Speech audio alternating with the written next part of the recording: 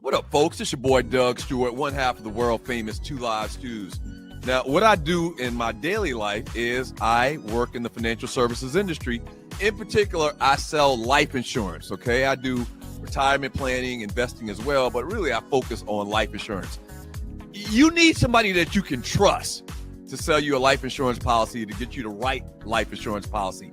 I'm your guy. Y'all know me from these streets. I'm somewhat of a public figure. I'm not going to do anything wrong to damage my reputation at all right? So if you need life insurance, your mama need life insurance, your kids need life insurance, holla at me. Holla at your boy, all right? 678-770-8073. That's 678-770-8073.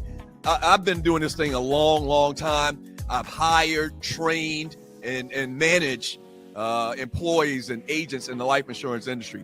Holla at your boy. I got you covered. You good. 678-770-8073. I got you. And I say, raindrops falling on the Buick. I'm trying to find a way to put all my thoughts in my music. Bully beats and be abusive.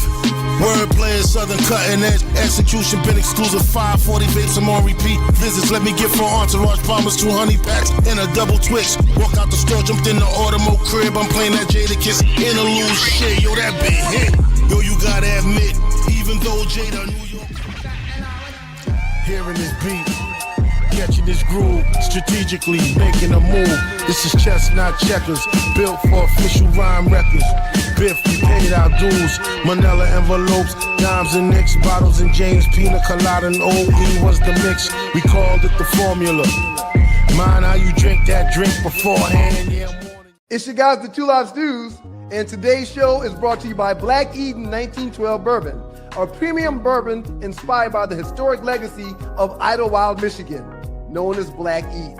So whether you're celebrating a victory or raising a glass with friends, experience Black Eden 1912, a taste of history. We always hooking y'all up. As a listener of the Two Live Stews, enjoy $20 off of your online purchase by visiting blackeden1912.com/2livestews and using the promo code 2livestews when you get to checkout.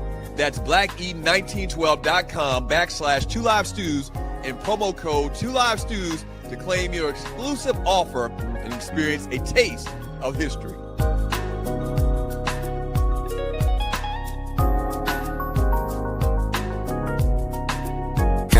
Meet it. And we've got to thank God every minute of every day. Happy Monday, world. It's your guys. The Two Live Stews. You remember us? He's Doug. I'm Ryan. But together, we make up your Two Live Stews, and this is your Two Live Stews experience. Good morning to St. Louis Ron, Raymond Sutton IV, my man, Ace Boom Coom and all, John Dingle in the building, and I'll be damned. An honorable mention this morning goes to none other than Jersey Vern in the building.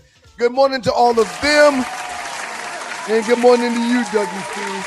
How you feeling this morning, sir? Fantastic, man. How about you, sir? I'm doing absolutely stewtastic, man. I mean, I see those two. You had one long gray hair at the bottom of your chin. Now it's two over there. Yeah. Okay. Like they're multiplying. Yeah. They do what they got to do. Uh-huh. How was your weekend, sir? It was great. It was great, man. Chilled out, relaxed. We had the big blowout bash celebration of our manager. His birthday, Larry Brown's birthday yesterday, which was a hoot. A big one. Shouts out, happy birthday to him. He turned the big 5-0. And then the day before that, I went to a Rod Stewart concert, cover band concert. You did that this weekend? I heard you mentioning that in the show prep meeting. No, I talked about it. You weren't there yet. I talked about it briefly. But they had a big Rod Stewart concert in the park, like outside concert in the park in Snellville.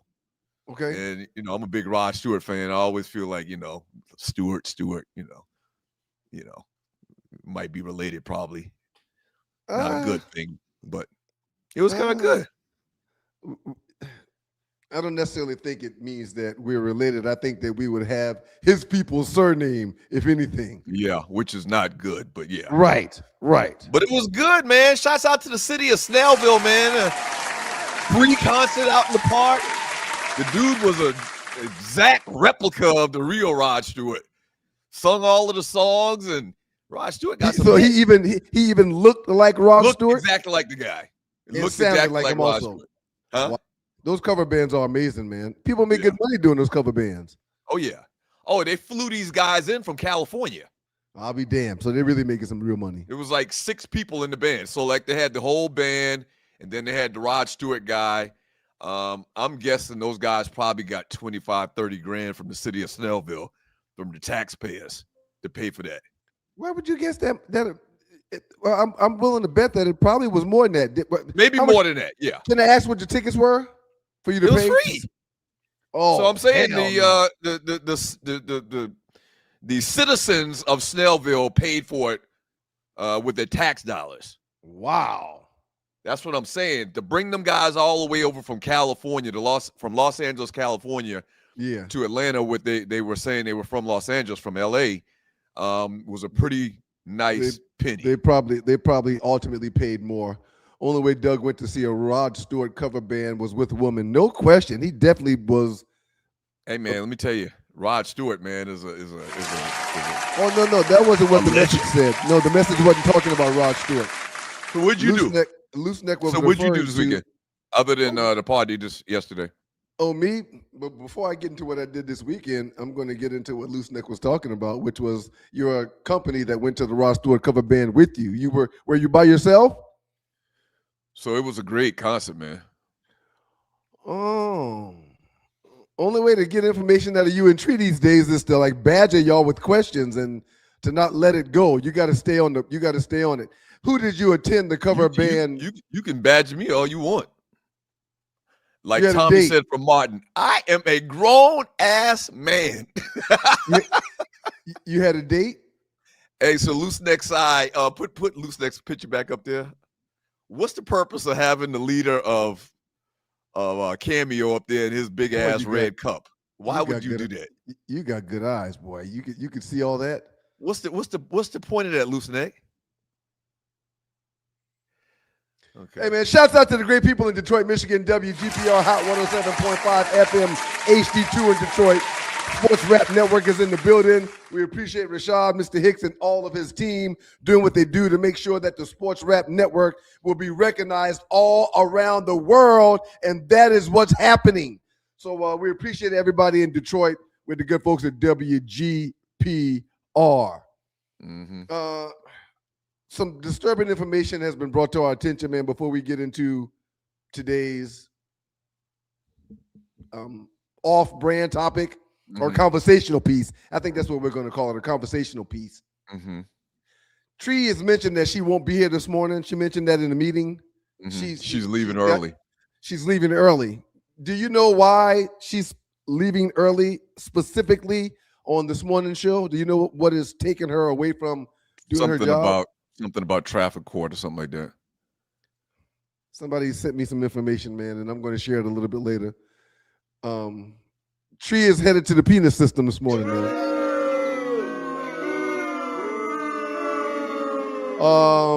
Fresh off of a trip from Yugoslavia, she's back. Bakran, man. The first thing she has to do is go see them folk downtown because she got warrants. She got warrants. Mm-hmm. Tree is our producer if you're new to the show. And she's got a criminal history. She's got a background dealing with crime. We just found this out like a week ago. Well, we kind of guessed it because she's from Detroit. And, you know. What does that mean? What does that mean? What does that mean? No. We have a listenership. Wait, we are on WGPR 107.5 in Detroit. No, wait.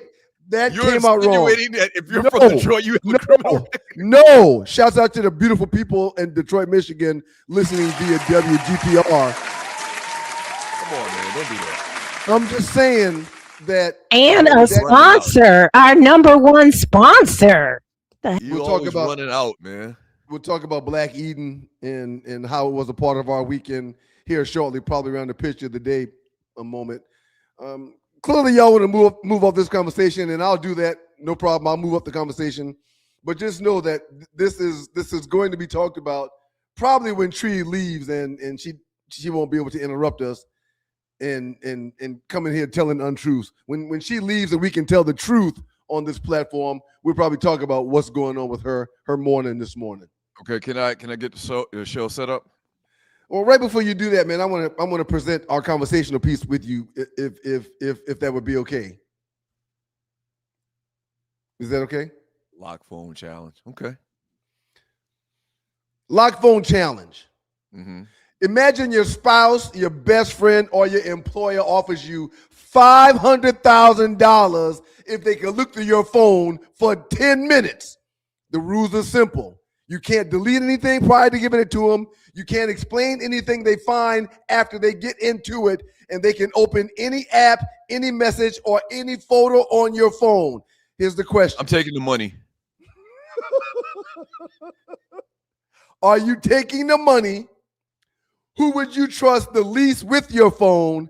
And does everyone have things on their phone that look worse than they really are? That's today's conversational piece on today's show. The Lock Phone Challenge. So Tree's saying hell no. That's Tree that put up that little thing at the bottom just now. There's no way.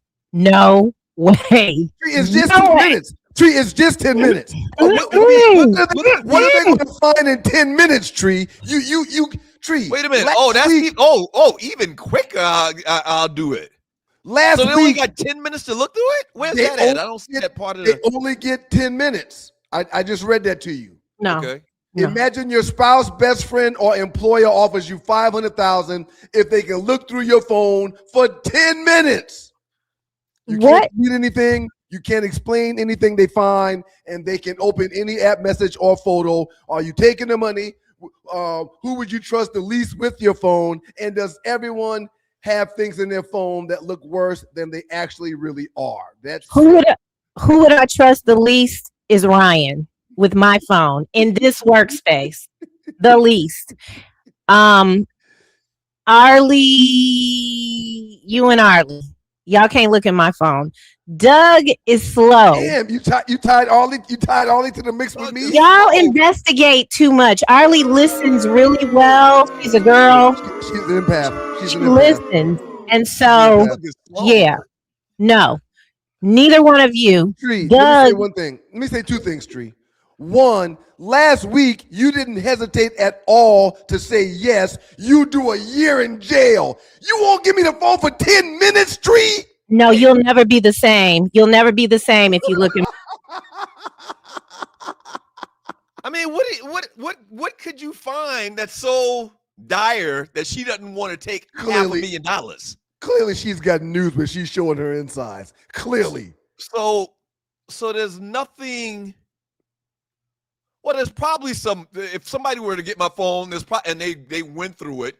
Not in 10 minutes. They're going to need way more than 10 months. There's nothing incriminating or embarrassing on my phone for me to say I'm not going to take $500,000. There's probably some things in there and some websites that may pop up that I don't want people to see or whatever. But for $500,000, they'll get over it. Yeah. Yep. Is that so? We on the same page with that? Sir, my family go through my phone now. Right. Everybody in this house has the code to my phone, and I got Life 360 on my phone. I ain't running from nobody. I ain't hiding from nobody. Ain't nothing in there that's going to stop me from getting this $500,000 happily. But this meme and this question kind of insinuates that you did something wrong, that everybody's got some dirt on their phone. That's not the case. Everybody don't have any something that's going to incriminate them or embarrass them to the degree that they don't want $500,000. The lock phone challenge. I think the poll question is: Are we not doing a poll? Well, okay. I can. Well, when she puts the poll up, I can pull it up and pull it down. Okay. Lock phone challenge. Are you in or out? Are you taking the 500 or passing on the 500? 10 minutes with your phone. An employer, a spouse, a child, best friend, your pastor have access to your phone for 10 minutes. Are you accepting the 500,000 or are you saying heck to the no? Yeah, if an employer sees it, I really don't care if an employer sees my phone for $500,000. Well, I mean, that could be a hiring or firing situation if they look through your phone. So we're both on record with this lot phone challenge, this early morning question, right? I'm taking the money. I'm taking the money too. Yeah, I am. What about y'all? I am not concerned at all about people looking through my phone. Hey, I'm an open book. Thanks to that little girl, Morgan, she's made me a better person, a better human. Yeah. And wait, what do you mean by that? Well, I just looked at life differently when the doctor said it's a girl. The minute the doctor said it's a girl, my life changed. So when it was you have two older kids, boys, whatever. Yeah, okay, yeah, whatever. They'll grow up to be men and fend for themselves, whatever. But the girl, I just kept hearing girls look for men just like their father. I had to change. Okay, all right, that's good, man. I did my due diligence. Y'all please go to the poll and vote. Tree, come in here real quick, Tree. Two things I want to ask you. You're watching the Two Live Stews Experience. Doug Stewart, Ron Stewart. Yes, sir. One, where do I find that? Can you move that thing? Can you move that poll? Yeah. I'm doing it. Yep, I'm doing it. Tell me how you move the tree and tell me where I go to pull it up and down. Is it media assets? Where do I go you go to the widgets, and then you got to go into the polls. Got it. And then you hide it, move it around, you stop it. Yep. What else? What's up? Okay, and that's how you move it. I need you to move it when we're doing commercials and all. It can't be and just when y'all are talking. You need me to take it down whenever put it in and take it out. Yeah. Okay. Hide. Okay. Show. Okay. Yeah. Right. Don't. Okay. That's easy. That's easy. Okay. Thank you, Tree. And Tree. And we know you went on a date. Doug. Go ahead. I've got a picture. When are you leaving the platform, Tree? And we have to get to the show too. I'm leaving in 15 minutes. Okay. All right. So, guys, I got some information I'm going to share with y'all in about 16 minutes. In about 16 minutes, I'll be sharing some information with y'all, man. Let's get into the show, sir. All right. Good morning, everybody. Welcome to the Two Live Stews Experience. Make sure you like, share, and subscribe to the show. We've been doing this thing over 2.5 years, and I promise you 90% of the people that used to listen to the show or even in the chat room have no idea that we're back. Can you hit the share button? Can you subscribe to the show? Can you like the show? We would greatly appreciate that, all right? So Hollywood coming up a little bit later. Not only is she going to run the board today when Tree goes out of here, leaves out of here to go to court, but Ollie's going to run the board. So entertainment news coming up later. Last 48, the biggest memes in the Two Live Stews Facebook chat group. Shouts out to Pee Wee Shine on Apple Music, not BMX or DMX, BMX. Apple Music, Spotify Music, check them out. Pee Wee Shine. All right. Check out all of our different assets going on at twolivestews.com. Shouts out to WGPR 107.5 in the D. And if you want to get your Two Live Stews merchandise, go to twolivestewsstore.com. We're actually going to put that on the main website on twolivestewsstore.com. But as of right now, that's not the case. So if you want to check out all the cool merch, we got the cool new logo like you see behind me and Ryan right now on hats, on shirts, and all of that. And that's a great way to promote your boys by buying some merch at twolivestewsstore.com. Today's conversational piece for the Two Live Stews, the locked phone challenge. Imagine your spouse, best friend, or employer offers you $500,000 if they can look through your phone for 10 minutes. Rules are you can't delete anything, you can't explain anything, and they can open any app, message, or photo that they want. So are you taking the money? Who would you trust the least with your phone? And does everyone have things on their phone that look worse than they actually really are? That's today's conversational piece for the show. So here's the thing, man. And right now we got 100% of people saying they're gonna take the money. The $500,000 would be enough to pay off my embarrassment or whatever they find. Seriously, like, yeah, there's probably some stuff that he might see. It might be embarrassing, but Right. the $500,000 to be able, I'll give them a couple of dollars just so I won't feel embarrassed anymore. Whatever. Is it one of those times where I'm just not hearing the music in the background, or is the music being played in the background? Because if it is, I'm not hearing it. I'm not But hearing up it. next in the Doghouse with you guys, the Two Live Stews, man. We appreciate y'all being here. We're going to get into story number one. The Spaniards did it. The Spaniards did it.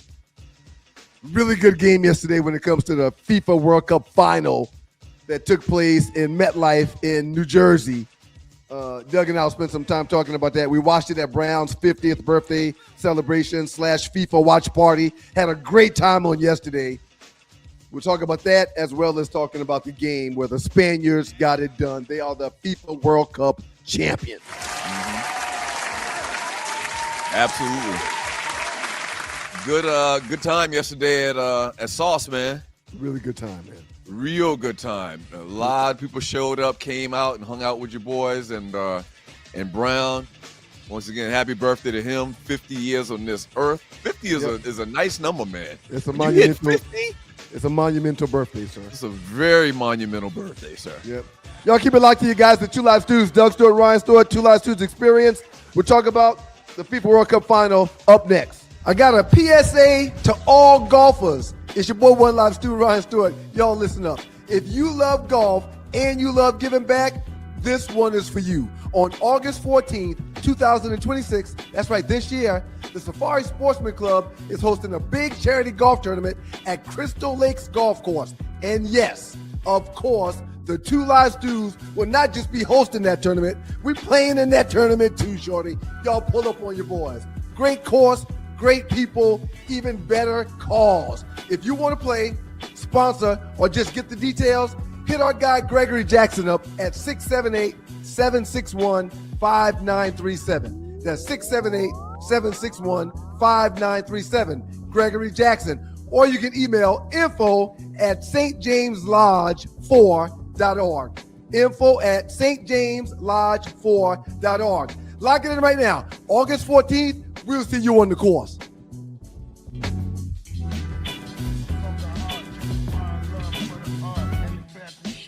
Welcome back to you guys, the Two Live Stews. He's Doug, I'm Ryan, together with the Two Live Stews, and we are your Two Live Stews experience. Good morning, world. Thank y'all for joining you guys. We appreciate y'all for being here. Shouts out to the wonderful, beautiful people in Detroit, Michigan, WGPR, Hot 107.5 FM HD2 in Detroit. The Sports Rap Network is in the building. Spain are world champions, man, after defeating defending champion Argentina 1-0 in extra time. Super sub Ferran Torres became the hero, scoring the winning goal in the 106th minute after coming off the bench.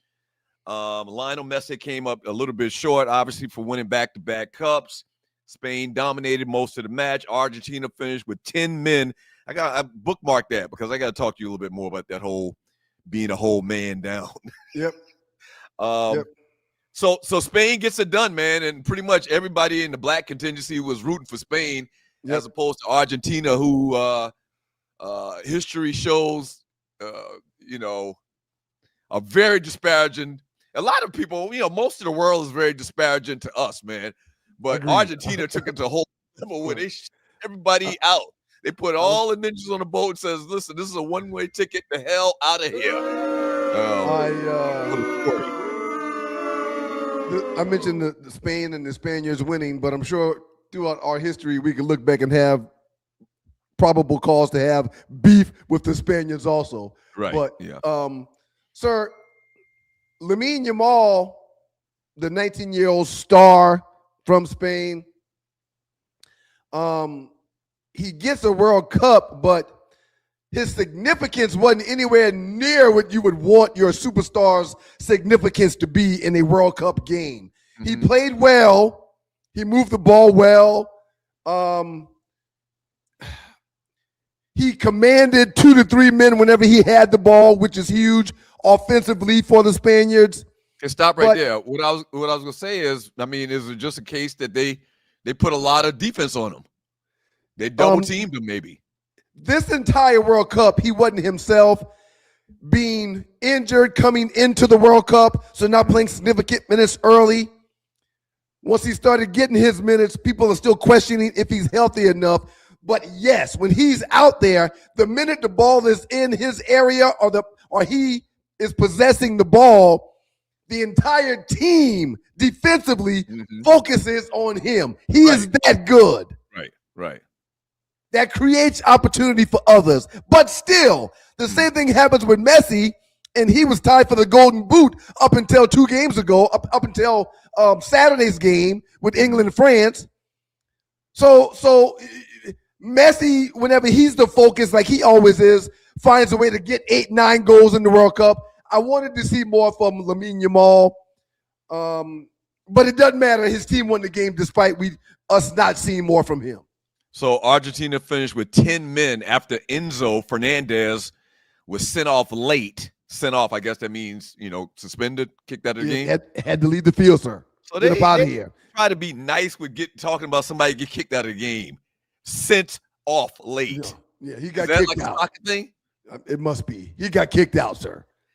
He broke the rules. He got a red card. You get 2 yellows. 2 yellows equal a red, and 1 red equals get out of this game. So let me ask you a couple questions, man. And if you're new to the show and you're watching the Two Live Stews experience, Ryan is much more into this whole soccer thing than me. He's got kids that's played soccer over the last couple of years. None of my kids played soccer when they were growing up. They're grown now. They're in their 30s. And so Ryan is the soccer guy as of right now. This whole thing where you kick a guy out of the game and the other team has a one-man advantage. It's 11 on 10, right? Yes. Is that, I mean, how long has that been a thing? Like, has that always been a thing? Because if you're a man down, especially in a sport like this, like think about it. I always try to compare it to basketball. If you have one man less than the other team, it should be very, very easy to score. But it doesn't seem like that's the case. They went a long time in this game yesterday with holding them with one man down. Like this whole one man down thing, talk to me a little bit more about that. Do you like that? It's part of the rules, just like offsides. Whether I like it or not, it's what it is. It's been a part of the game since the beginning of the time. Bookmark that offsides thing too.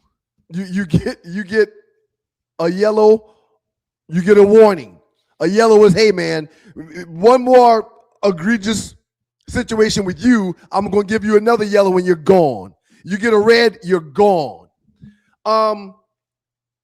Let's tie the football and the football together.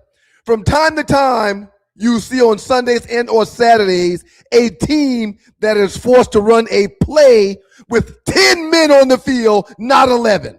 Mm-hmm. Am I right? Yeah. Throughout the course of the football season, you will see a team play a play or multiple plays with less than 11 men. When that happens in the NFL or in college football, they don't always score on that one play. I equate that to the same thing in football. Mm-hmm. When they're man down, yes, they are more vulnerable to the opposing team that has more men than them. But it doesn't necessarily mean, oh, we're doomed. They're going to score on us. They're going to suffocate us and stop us from scoring. It doesn't necessarily mean that, as you saw on yesterday, when Argentina was down one man and only had 10, that was in the middle of the second half when it happened. So they went through the end of the second half and early on in extra time before giving up a score, being one man down. All right, let's move on. This offsides thing, man. Did I ask you a question? For the next 4 years, because this World Cup thing is every 4 years, right? Yes, every 4 years. Like did I answer your question about the man being down, the one man being down? Yeah, I guess, man. Okay. The second thing, okay, this whole offsides thing, man. The whole offsides thing reared its ugly head yesterday once again. Spain gets a goal. It was Spain, I believe, right? Spain gets a goal. They call offsides like It took them like a half minute for them to throw up the card or whatever, saying that they're not going to count the goal because it was offsides or whatever. And it's so, I don't want to call it stupid because it sounds like an ignorant American soccer, viewer. That's exactly what it sounds like. I get it. That's exactly what it sounds But like. that really puts a real damper on action, on the play of the game, man, for something that's so minuscule. And not only that, on the other side of it being minuscule, something that really slows down the pace and the excitement and the scoring of the game for something so minor. Like, they literally have to go to a freeze frame to see that the guy, and I still don't understand totally, and people have tried to explain it to me. I asked 20 people yesterday. Most people are just like me. They don't quite understand. A guy has to be half an inch. If a guy is half an inch past the last defender, then they call the goal back. They call it off. Yes.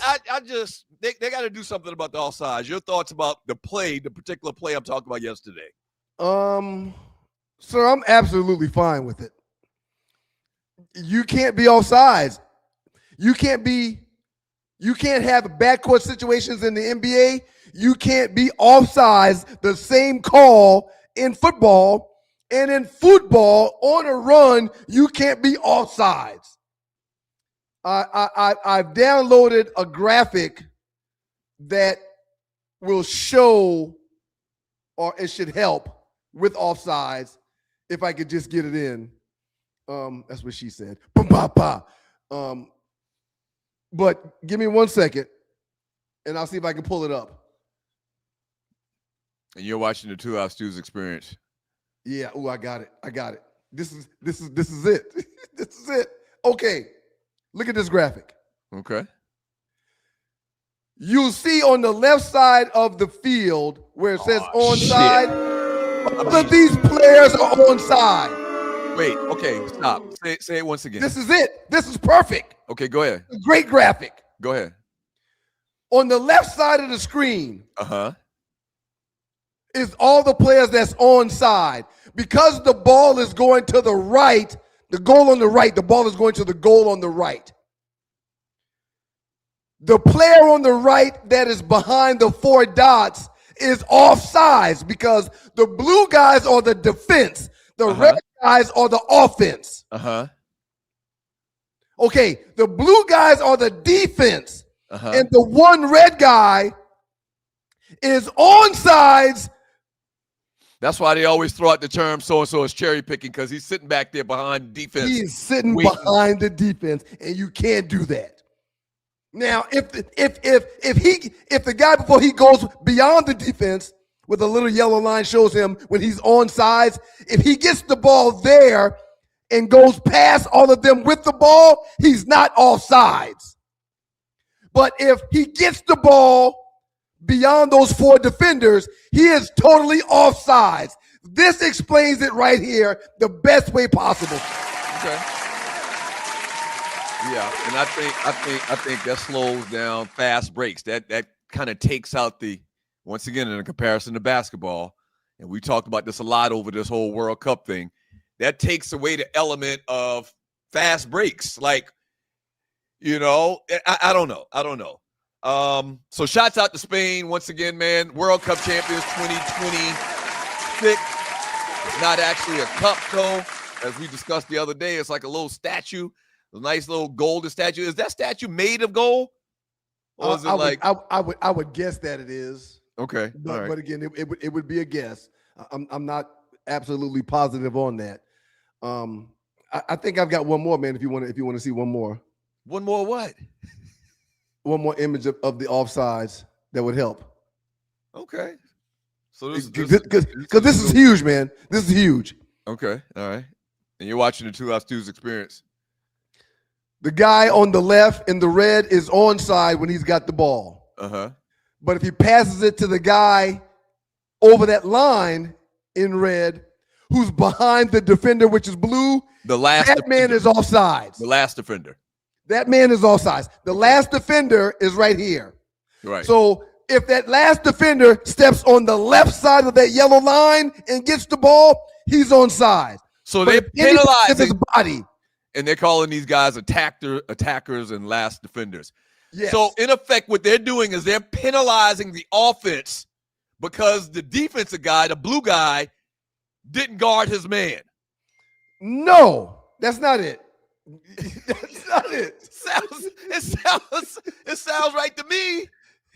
Yeah, I because the guy, was sleeping or paying attention or picking his boogers and not paying attention to his guy he's supposed to be guarding, right. They get penalized.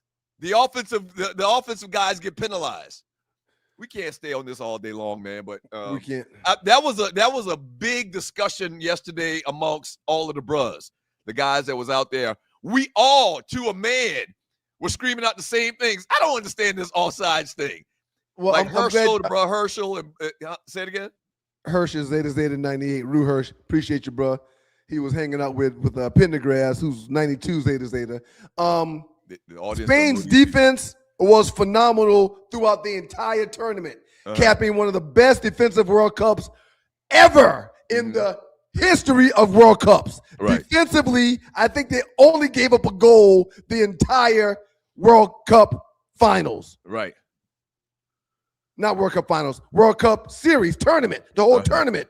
They gave up less goals than everyone else. They did a phenomenal job. So I'm glad Argentina didn't win. Shouts out to Spain, World Cup champions once again, 2026. The day before, England defeated France 6-4 in one of the wildest World Cup games ever. Bukayo Saka stole the show with a hat trick for England. England led at halftime 4-0. Once again, so you say one goal is equivalent to 7 points in American football. So yes, 28-0 halftime. It feels like, once again, you say that 1 point is equivalent to one touchdown. To me, as a novice soccer fan, to me, it feels like 1 point is almost like two touchdowns. I feel like 4-0 is not just 28-0. 4-0 feels like 40-something to nothing in soccer because they don't score that fast. And, ultimately, this thing ended up being 4-3. You're talking about France and England now. I'm talking about France and England. The third place game on Saturday that was played in Atlanta. Yeah. So if you watch that game, to me, it was much more exciting than the normal soccer game. So you do understand why I say it's the equivalent of a touchdown, right? It's I understand. If the metrics are score for score being equal, then one goal is one touchdown with an extra point added. Yeah, but it's nothing for us to debate and argue about. I feel like is that true, or is that just your feeling? Like is that stated somewhere? Like, have they done the math? Have they done the arithmetic to say that one touchdown in football is the equivalent to 1 point in soccer? Well, but let me just ask you this easy question. Okay. Does it not feel more than 28 points in football? Doesn't 4 goals in soccer feel like more than 28 points in football? Like 4 points in soccer almost seems like an unsurmountable number that nobody's going to come back from.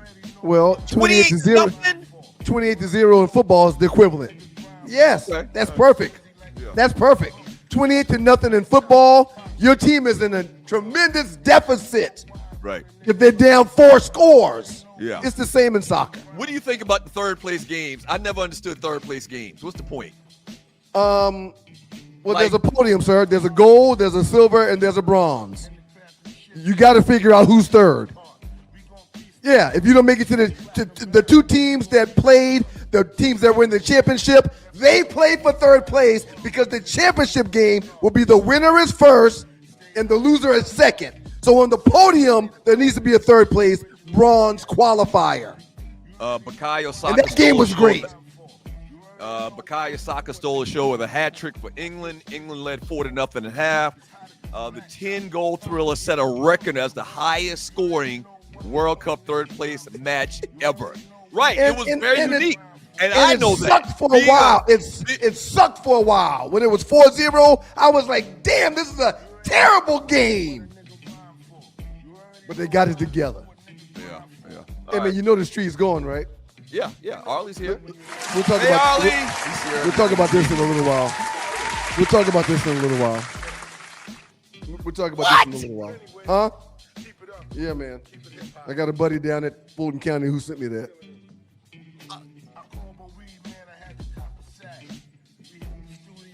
on, man. She going to face. She going to face her. She going to face judgment this morning, man. Hey, let's go to break, man. When we get back from the Lock break, her up. when we get back from the break, man, some NBA talk, man. Hawks make a big trade. Interested to get your thoughts about it, man. I see. That's be interesting. I see the manager of the Two Live Stews in the chat. Good morning, Brown. Good to see you, bro. I thought you was gonna sleep this one in this morning. Long day yesterday, bro. Hey, man, Yeah. I looked up at one point in time and was like, okay, game is over. Why am I still here? Nothing good is going to happen for me staying here. I got to get the hell out of here. And I just left. Shouts out to the owners and management of Sauce and Buckhead, man. Great time, great little venue for that viewing party that we had essentially yesterday. Celebrating Brown's 50th. Had a great time, man. All right, up next, man, some NBA trades.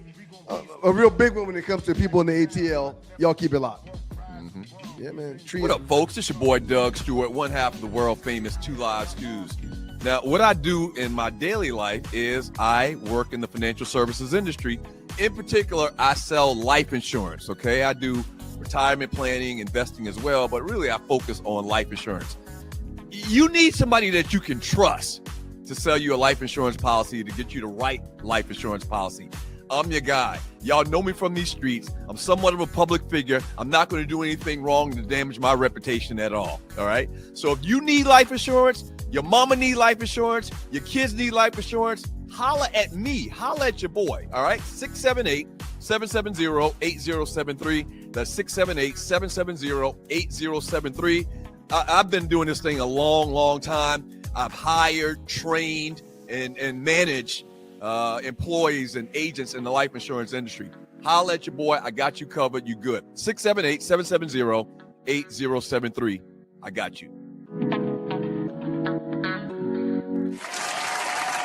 Welcome back to you guys, the Two Live Stews. He's Doug, I'm Ryan, together with the Two Live Stews, and this is the Two Live Stews experience. Shouts out to the beautiful people in Detroit, Michigan, WGPR, Hot 107.5 FM, HD2 in the building. Before we go any further, man, shouts out to the beautiful people in Detroit, Michigan. Black Eden is what it's called. Today's show is brought to you by Black Eden 1912 Bourbon, a premium bourbon inspired by the historic legacy of Idlewild, Michigan, known as Black Eden. So it doesn't matter whether you're celebrating a victory or raising glass with friends, experience Black Eden 1912, a taste of history. We experienced it yesterday, spending some time with Brown celebrating his 50th birthday. Shouts out to Black Eden. As a listener to the Two Live Stews, we are going to bless you guys with a $20 off on your online purchase by visiting blackeden.com/2livestews and using the promo code 2livestews at checkout. Y'all make sure that you check out blackeden1912.com/2livestews and use the promo code 2livestews to claim your exclusive offer and to experience a taste of history. That's right. I tapped into a bottle this past weekend, man. Phenomenal. Smooth as butter. It's phenomenal, man. Shouts out to Black Eden. There we go. A lot of people often do this for a check. And we're not going to say that that's not involved, but people will lie and say, oh, it's delicious. Oh, it's great. Oh, you got to have this. It's not the case with this Black Eden 1912. It is a premium bourbon that is delicious. You've got to check it out. Absolutely. Give the website one more time. The web address? www.blackeden1912.com/2livestews. blackeden1912.com/2livestews. All right, so a little bit of NBA talk, man. Summer League is going on right now. But a big trade, especially for us. If you're new to the show, we are in Atlanta, Georgia.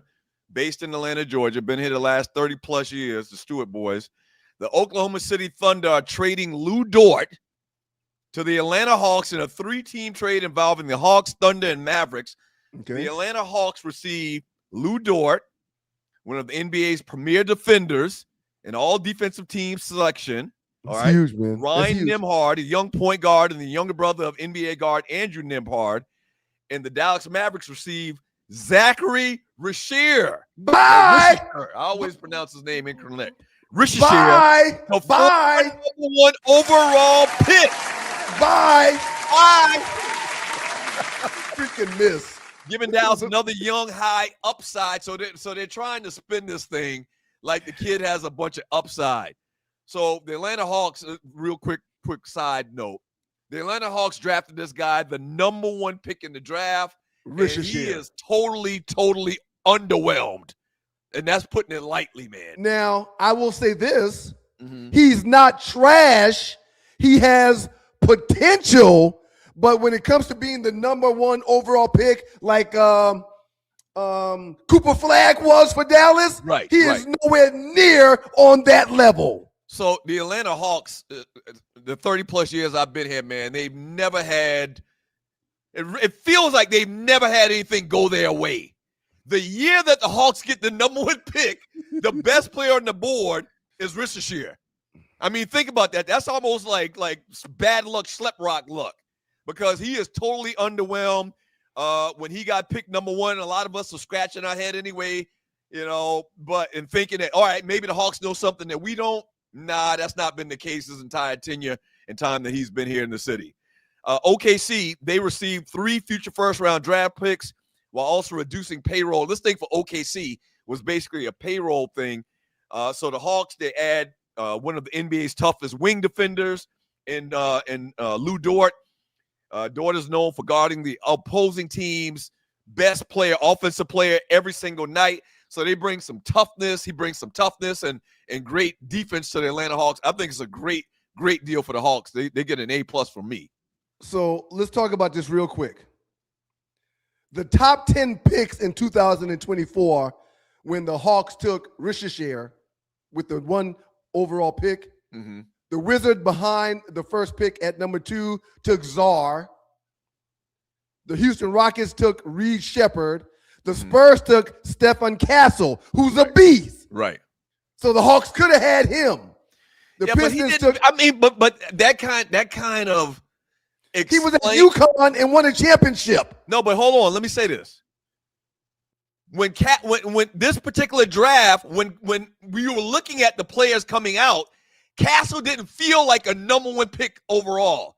Like, think about number one picks overall. Like Derrick Rose. I don't know, like Anthony Hardaway, somebody like that. Or Cooper Flagg. The guy that was taken last year in Dallas. Zion. Okay, all right. Okay, so Stephon Castle, if you would have picked, no one would say Stephon Castle when he came out felt like Zion Williamson at number 1. I disagree because he won a title in UConn. No. He was the glue. Let's talk about the individual player. Like, do you put Stephon Castle when he was coming out of UConn? Does he feel like the same impact player that Zion was coming out of Duke? He was a beast, but no, he wasn't a beast with a name like Zion Williamson. Yes. But it's not my job to see beast coming out of college. It's the Hawks' job. No, but what? No. Okay. It's the Hawks' job. They got with the number 1 overall pick. They can't mistake Rishier for being a better player than Castle. They can't, which is the point I'm trying to make. Yeah. Ron Holland was taken 5th by the Pistons. Tyjon Saloon went to the Charlotte Hornets. He's a beast. He's a really good player. Donovan Cleveland, Portland. Rob Dillingham, San Antonio, who we don't talk about Dillingham anymore. Memphis took Zach Edey. He's a big that's going to play in this league for the next few decades. The Hawks would have been much better served taking Zach Edey, number 1. And lastly, the Utah Jazz took Cody Williams, a very huge upside in my humble opinion. But that was the top 10 picks in 2024. 2 to 3 names that I like, but no name that is like, oh, I got to have him at number 1. Yeah, so Dyson Daniels, Jalen Johnson, Hawks got a nice, long, young team. They still got C.J. McCollum, who's older, but he gives some veteran leadership, I guess you could say. And now they bring in Dort, man, a defender, a real tough defender. I noticed him in the playoffs over the last couple of years. I don't watch a ton of OKC basketball games. They have played a lot of games because they've been so good over the last couple of years. But Dort, night in, night out, he'll jump out at you as somebody who they depend on to defend the other team's best scorer. So Hawks adding some toughness, some defense. I think it's a great move for the Atlanta Hawks. Shouts out to them, man. Not quite sure what you heard, St. Louis, Ron, but I did not say Castle was the number 1 pick. I did not say that. I said he was the number 4 pick to the Spurs. Right. But he was better. Your point is better than the number 1 pick. Yeah. Which was Rishishier. He was much better. And he won a title in college. And he just played in the finals for the Spurs this past season. Yeah, but okay. So all in all, man, I like the deal for the Atlanta Hawks. I do too. Hawks building something. They got some young players. It's gonna be hard to keep these guys when they have to redo their contracts. I already see that being an issue going forward. But they doing some good things, and I think that Rishishier was some type of like an albatross. That's the term I think they use. He's like an albatross around the Hawks. He's not producing to the level of a guy that went number 1. Once again, the whole draft was weak in relative terms to other drafts, and the number 1 pick was relatively weak compared to other number 1 picks. But they're building. I like what they're doing. It takes a lot of testicles. I mean, big, huge testicles to move your first pick 2 years after you took your first pick. A lot of teams will die on that sword, and the Hawks were like, we can't die on this sword. We got to move this dude and try to get some assets in here for him that will make us a better team. So my hat goes off to the Atlanta Hawks for doing what they did with Rishishier in this trade this past weekend. And that's a very good point, man. You got to cut. What's the term? Cut your losses. Cut your losses. Cut bait. Cut bait. Man. Yeah. And you know what? Yeah. Maybe he will turn into a perennial all-star player in the NBA. Maybe. I don't see it. There's nothing that you've seen in the last 2 years that are making you think perennial all-star or all-NBA type player with Rishishier. Oh, definitely not all-NBA. Like, he's nowhere in the conversation. Like, if you pull out some binoculars and look for all-NBA, first-team players, like, he's all the way at the back of the line type thing. Like, I don't see that at all. But there's talent. Clearly, there's talent for him to be selected number 1. Agreed. I'm just glad that the Hawks just moved on from that Rishishier. What a terribly weak draft to have the number 1 overall pick. Right. I mean, the luck of the Atlanta Hawks is disgusting. Right. It wasn't a year when Tim Duncan came out, or Zion Williamson, or Derrick Rose, or Wemby, or Wemby. Right? Exactly. Or Patrick Ewing, or somebody like that. Rishishier. And it was questionable. It's kind of like when they drafted him. We were like, man, okay, all right, yeah, maybe they know something we don't. Yeah, but it turned out to be a failed experiment, sir. Shouts out to the great people in Detroit, Michigan, WGPR. Sir, when we do a show on Thursday and we don't do another show until Monday, sometimes things happen throughout the course of the weekend on Friday or Saturday that are worthy of being talked about on a Monday show. Mm-hmm. So I want to mention 1 or 2 of those things here real quick. Okay. I want to give a Buster Award because we do Ballers and Busters on Mondays. I want to give a Buster Award to Bryson DeChambeau. In the Open this past weekend, in the Friday round, this dude, I caught myself. You should be proud of me. This dude visibly tried to cheat and beat the system and make his lie better or clear out debris that was behind him that would be in the way of his backswing. He got busted and was given a 2-stroke penalty and threatened not to play in the Saturday round or come back during the weekend. Wait a minute. Did you pay any attention to the Open or Bryson DeChambeau Friday night? No, not really. Not really. I got to be honest with you. Since Tiger's not competing, 70%, I watched 70% less golf. So I know the Open Championship was this weekend. So did he move something that moved his ball? He did not move something that moved his ball. Mm-hmm. But what he did was cleared out the area behind his ball. He actually walked up to the ball, looked at the ball, and then immediately put his body behind the ball and walked backwards, stepping on the grass that was behind the ball. And you can't do that in golf. I didn't know that. I thought you could do anything except for move your ball. You can't make Or your move, lie. or move No, like sir. a stick or No, sir. some bark under your ball to give your ball. Okay. If your ball moves, that's a penalty. I didn't know you can't do anything behind the ball to give yourself No. a better. You can't step on the grass to allow yourself to have a swing path for your ball. You cannot do On that. the grass? When we do that, it's illegal. It's unconscionable for a golfer to do that. But That's we, right. being the hackers that we are, will allow each other to do that. The pros can't do that. Okay, I didn't know that. I learn something new every day. So he gets assessed the 2-stroke penalty, and they assess it to him after the round when they take him back out to the spot to show him what he did wrong. He throws a hissy fit and threatens not to come back for the weekend golf. So wait a minute. Do you think he's a professional golfer? He's won majors. He's been, on the tour for maybe a decade. That Nordic knew what he was doing. That Nordic knew what he was doing. Clearly he did. They all know the rules, Doug. They all know the rules. So what do you say? Are you saying that he didn't know he was on camera? He told them, right. That's Okay, the go ahead. problem. He told them, very good, Arlie. He told them that he didn't even realize what he was doing. He did not make his lie any better. And the video clearly shows him stepping on the grass, which is in the swing path of his shot. No, but you make it sound like that he snuck and did this not thinking that he would be caught because he wasn't on camera. Well, he was caught.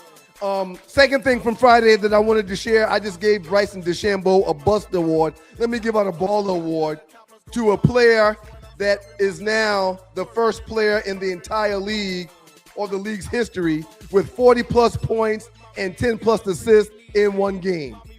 This player now has a franchise record going 11 for 18 from the field, 6 for 10 from the three-point line, and 17 and 19 from the free throw line.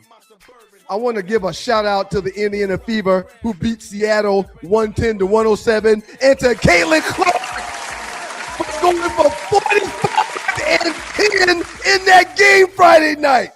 Y'all can say whatever y'all want to say.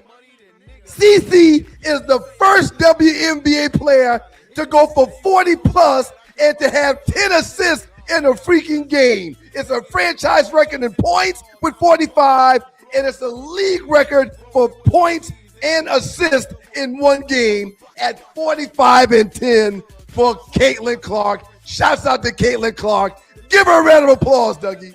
Come on, Dougie. Give her a round of applause. She dropped 45, Doug. Even you, the ultimate Caitlin Clark hater, has to say she gets some props for doing that. Right, Doug? Even the sun shines on a dog's ass every once in a while, man. 45, sir. Hollywood coming up next with the Hollywood Report. Entertainment news from the past couple of days. Stay Oh, tuned you don't for want that. to talk about it. Oh, you don't want to talk about this. Well, I just talked about it. Even the sun shines Okay, on a dog's that's ass every fine. once That's in a fine. while. That's A fine. dog bookie. Yep, that's fine. A dog's bookie. That's fine. Shouts out to Caitlin Clark. She gets a ball award from the Two Live Stews. That's both of us. That's both of us. One live student, not from me. Yeah, You're clearly. not going to I give mean, her you a can have award a for good- dropping 45 points? you can have a great game every once in a while. But if I'll you be damned. tearing up the chemistry of your team and your teammates don't like you, No, they and won. and 90% of the rest of the league don't like you, I mean, it's They no won the big deal. game. They won the game. Yeah, good for them. All right, Hollywood coming up next. Entertainment news. Don't go away. Two Live Stews experience. Tree had to step out, y'all. She'll be back. Maybe not today, but she'll be back in the days to come. She had to step away. He had to go handle some business. Oh my God. We know who she is now. I mean, I'm not going to act like I don't know who she is. We find out about some murders or alleged murders that she was a part of, and then 2 days later, she comes and says she has to leave because she got to go to court. We know who she is.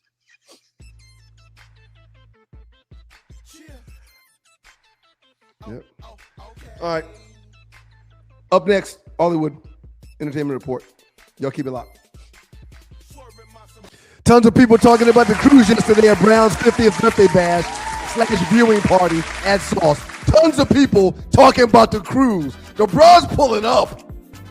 The bros are pulling up. Did you change outfits What do you in mean? between the breaks? No, I just turned my hat around. Oh, okay. Hollywood in the building. What up, Good morning, Ollie. Good Hollywood? morning. I know I look dark. I look dark. Your image isn't coming in great, Let me see. but I look dark. it's all good. What's going Welcome on? back Ollie? to the Two Good Live morning. How are Stews you? and the Two Live Stews experience. We're now joined by the lovely Hollywood in the building for some entertainment and some birthdays. What up, Ollie? How you doing? Good afternoon. Good morning, everybody. It's your girl, Arlie Michelle. Yes. Trying to do too many things back here, but I just saw Tree is coming back. So woohoo! Dang it. I mean, Ryan, you better that's pull that awesome. picture so she can't see it. What picture? What picture? What picture you talking about, Ollie? I don't know what you're talking. What picture you Probably talking that. about? You and Shatera need to quit it. Yeah. They So, got 2025 on it anyway. You got the wrong date. You should have put 2026. well, no, this is for past crimes. They busted her for past crimes, Ollie. Shouts out to the good people at WGPR Hot 107.5. Thank y'all for being there and spending some time with the Stews. Ollie, I was very disappointed to hear that I missed your appearance at Brown's 50th on yesterday / viewing party. Apparently, you came when I left. How was the gig? Did you enjoy yourself? I did. I got there right after you left. They said you were just, and they told me Doug had just. I was like, I missed everybody. I missed all the people. Yeah, it was They told me you great, were there great too, Doug. turnout. I said Douglas was here. Yeah, I was there way after the game as well, and I came I was home real because I knew late. we had to get ready for the show this morning. But it was Yeah. a I was great real time out late. there. The bros started buying shots and buying drinks and forcing people to drink. And I exited stage left the minute I got a break when nobody was paying attention to me. I got the hell out of there. Dropped The the heck smoke out of there. bomb on their bunkies. That was like the first thing. You don't Mhm. take a drink, that's disrespectful. You're like, oh, Right. God. Right. Hey, so Ollie, how was your weekend? Other than was the good. sauce. I did nothing this weekend. On Saturday, I was not feeling my best self. I partied with some friends Friday night to celebrate a birthday, and then on Saturday, I just was like, I'm just gonna chill. Mhm. That's what I Just did. chill. Okay. Just chill. So listen, let's get to your entertainment Yep. report. But before we Let's do that, get give us an to update it. on the cruise. Oh, and I wanted to say this one thing before I go to the cruise. I don't think I'm gonna get to 500. I'm gonna go to prison for the million, but I don't think I'm gonna get to 500 What do you mean? because I don't. Somebody went Today- through my phone that I did not give permission to go through my phone. Huh? Oh, you're talking about the poll question from this morning. The conversational piece Yes, is what she's y'all talking did about. ask now. me about the poll. Huh? So Arlie, $500,000 to let someone go through your phone, your spouse, your employer. Would you take the $500,000 or no? If I don't have a spouse, do I get to designate who can go through the phone? No, you don't get to designate. No. You don't get to designate. I mean, the exact question that was posed for everyone is: imagine your spouse, best friend, or employer offers you $500,000 if they can look through your phone for just 10 minutes. You Okay, can't if it's my delete best anything. friend, You I'm can't all for explain anything. They can open any app, any message, or any photo. You don't get to designate who it is. So, best friend, I don't have a significant other. If I did, no. But I wouldn't probably be having that stuff in my phone if I had a significant other. So he could, When you say stuff, you say you wouldn't have that stuff in your phone. What kind of stuff are you referring to, Ollie? whatever stuff that everybody is concerned that somebody could see that would get them in trouble.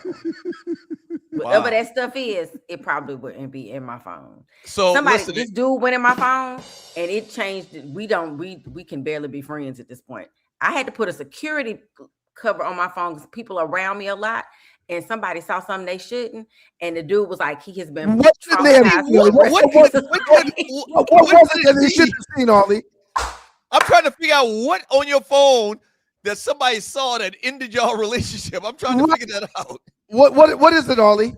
One person was traumatized. I had to go get those privacy screens. I had to put a privacy screen on my phone. Like, you can look at my phone straight on, but if you look at it from the side, you can't see. Like, you can't see how you can't see that. Because I had to put a privacy screen straight on. You can see it this way. If you like right here, you can't see in my phone because your life will be changed. Do you have time to share what was on your phone that ended a friendship or relationship, or what is it that people just should not see that was on your phone? Can you share? For $500,000, I absolutely will. Anyway, so guess what, guys? We're going on a cruise! Yay! We are going on the cruise. The Two Live Stews, the wonderful Two Live Stews, are doing their second annual Super Bowl cruise from the beautiful city of Fort Lauderdale all the way to Bahamas with a stop in a day in Coco Cay. Bring your lover because the Super Bowl is on Valentine's Day. So if you love football and you love your person, that could be your best friend, your cousin, your uncle, your girl, your boy, whatever floats your boat, come float it on the boat with us. February 12th through 15th. Please hit me up at SME. That's Stewart Media Entertainment, SME.ArleyWood. That thing you get in the morning at gmail.com so that we can get your room straight. This year, what you got on the phone, we have lots of rooms available, but they are selling fast. What did he say? Nothing. That's probably what you get on your phone, some morning wood. For $500,000, I will tell you everything you want to know. Okay. But yeah, so come join us, Stews. Come join us to all the dogs and poodles, and tell your friends. Like, it doesn't just have to be dogs and poodles going with us. It can be the friends too. All your friends. Celebrate with them. I look fuzzy, don't I? Let me see. It's okay. I mean, you're doing what you got to do. I don't think it has anything to do with that. It's all right. You're doing just fine. Yes, it's crazy. Anyway, so first up, hey Ryan. Hey Hollywood, how are you? What happened to Doug? Here we go. Doug is back now. Had a little glitch. We good. It's okay. Keep on pushing. Welcome back. Okay, so first up, we have birthdays today. Happy birthday to you. Happy birthday to you. Happy birthday. Yes. Happy birthday, Doug. You haven't sung in a while. I mean, every time I think about it, I'm busy doing other stuff, and this guy always jumps ahead of me. And this is the way the people prefer it anyway, Ollie. It's fine. It's what the people want. They told you that? Yes. Okay. Nobody told him that. Yes, they did. All right. So we want to sing happy birthdays to Nathaniel Thomas Wilson, who I think might be my cousin. He is considered the godfather of mafioso rap, also known as Cool G Rap. Is 58 today. He used to be in the Juice Crew. Yes, sir. Yes, ma'am. Cool G, probably the most underrated rapper. He's definitely top two or three underrated rappers of all times. No question. Now rappers show a lot of love and they give a lot of respect to Cool G Rap. Road to the Riches, Lifestyles of the Rich and Famous. Cool G Rap been doing it a long time. Shouts out to him. One of the best. Is it called lynch tongue? Lisp tongue? What's it called when you have that little lisp in your voice? I used to say lish tongue. Lish. Lisp tongue. Ollie, lisp is correct. I don't even know what it is. When you talk like this, when you have your S's like this. Yes. That's it. That's a lisp. Lisp. Cool G Rap has a slight lisp with his style, but he's used it to benefit him in monumentous ways. People love the lisp that he raps with when he's giving his bars. His tongue is too big for his mouth, and so it gets in the way and it comes out kind of weird. But it's still good. Even though it's weird, it's still good. Shouts out to Cool G Rap. That seems anyway, I won't be treated this morning. We want to send a happy birthday to Ray Allen, who turned 51, his 18-year NBA career. One of the best three-point shooters in history. Happy birthday, Ray. Jesus. South Carolina kid as well. Wow, Young man. I didn't know that. Yeah. Actor Omar Epps is 53, and NBA shooting guard Ben Simmons, former NBA shooting guard, 30.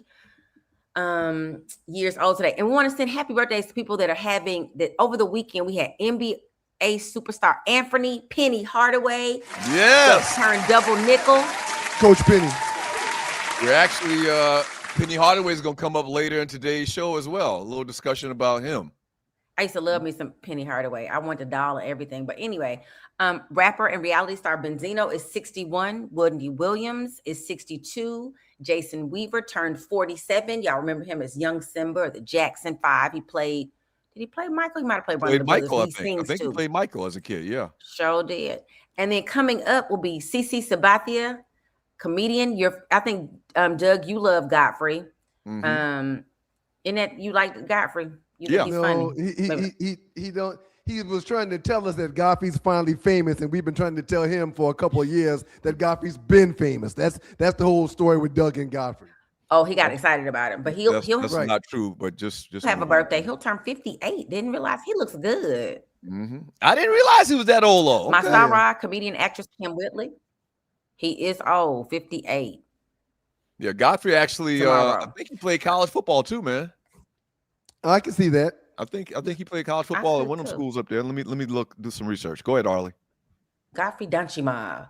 But again, comedian, actress Masara will turn 66. Kim Whitley. She plays at Fisk. Actress Mara Morrow and DJ Junior Gong, Damian Marley. I didn't know that was his DJ name, named after his daddy, who was known as Tough Gong. I guess that meant they could just go through it. Terrible name. I know. That's kind of weird. When you're Marley, you think you'd have a better name than that. So listen, man. Shoot. Godfrey played football at the University of Illinois, man. Okay. I can see that. Yeah. Illinois is D1. Okay. Danchima is his last name. Didn't know what that. What position did he play, Doug? Let me see. Let me do more research on that. But go ahead.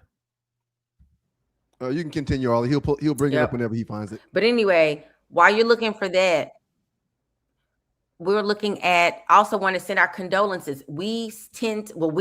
Douglas and now Tree are killing people off. The minute they mention Hal Williams, who used to play Smitty and Marla Gibbs' husband, Lester Jenkins, he died like the next day. So y'all don't mention my name. Y'all keep my name out your mouth. You and Tree keep my name out your mouth.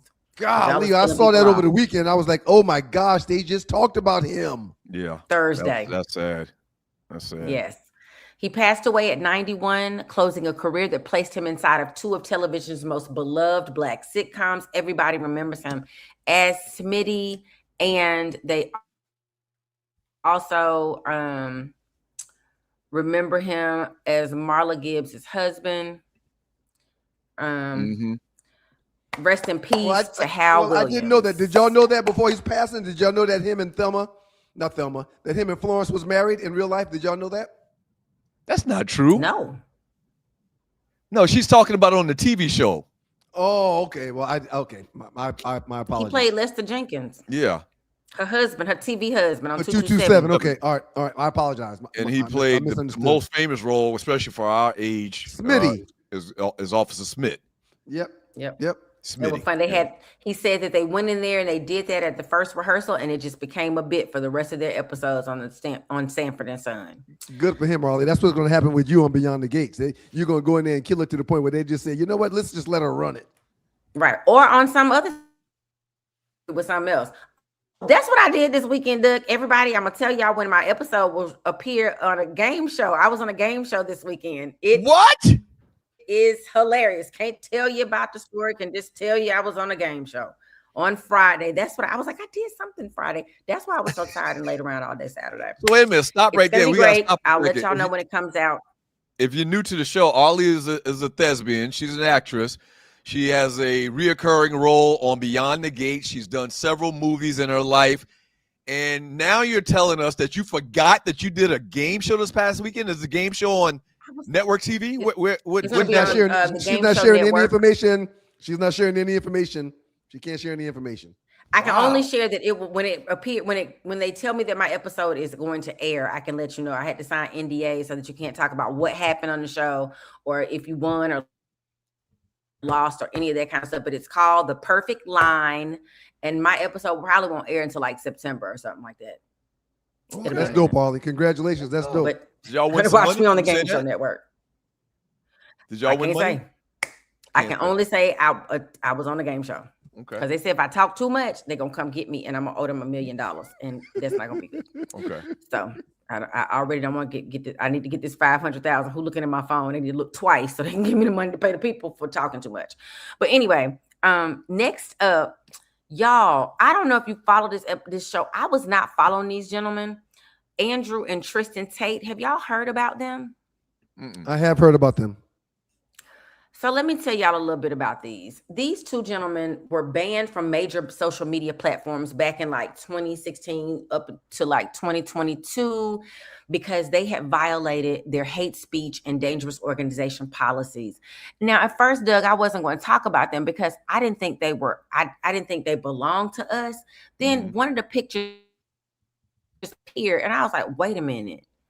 That dude like? with the beard So to their that dude with the beard to the left mother of this picture looks kind of ethnic.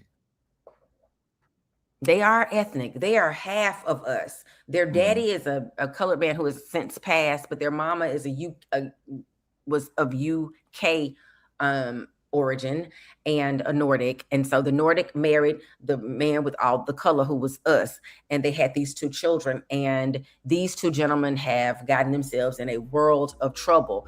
And it keeps popping up. And now I'm wondering if they're in the world of trouble. They're in some Diddy-like trouble.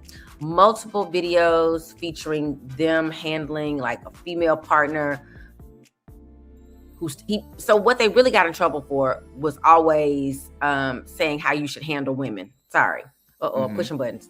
And they were, it's rude, disrespectful, all that kind of stuff. Now they're in trouble for like 59 counts of, and they said they had a PhD program. You know what that stands for? Y'all know what that stands for? Pimp is pimp and hoes degree.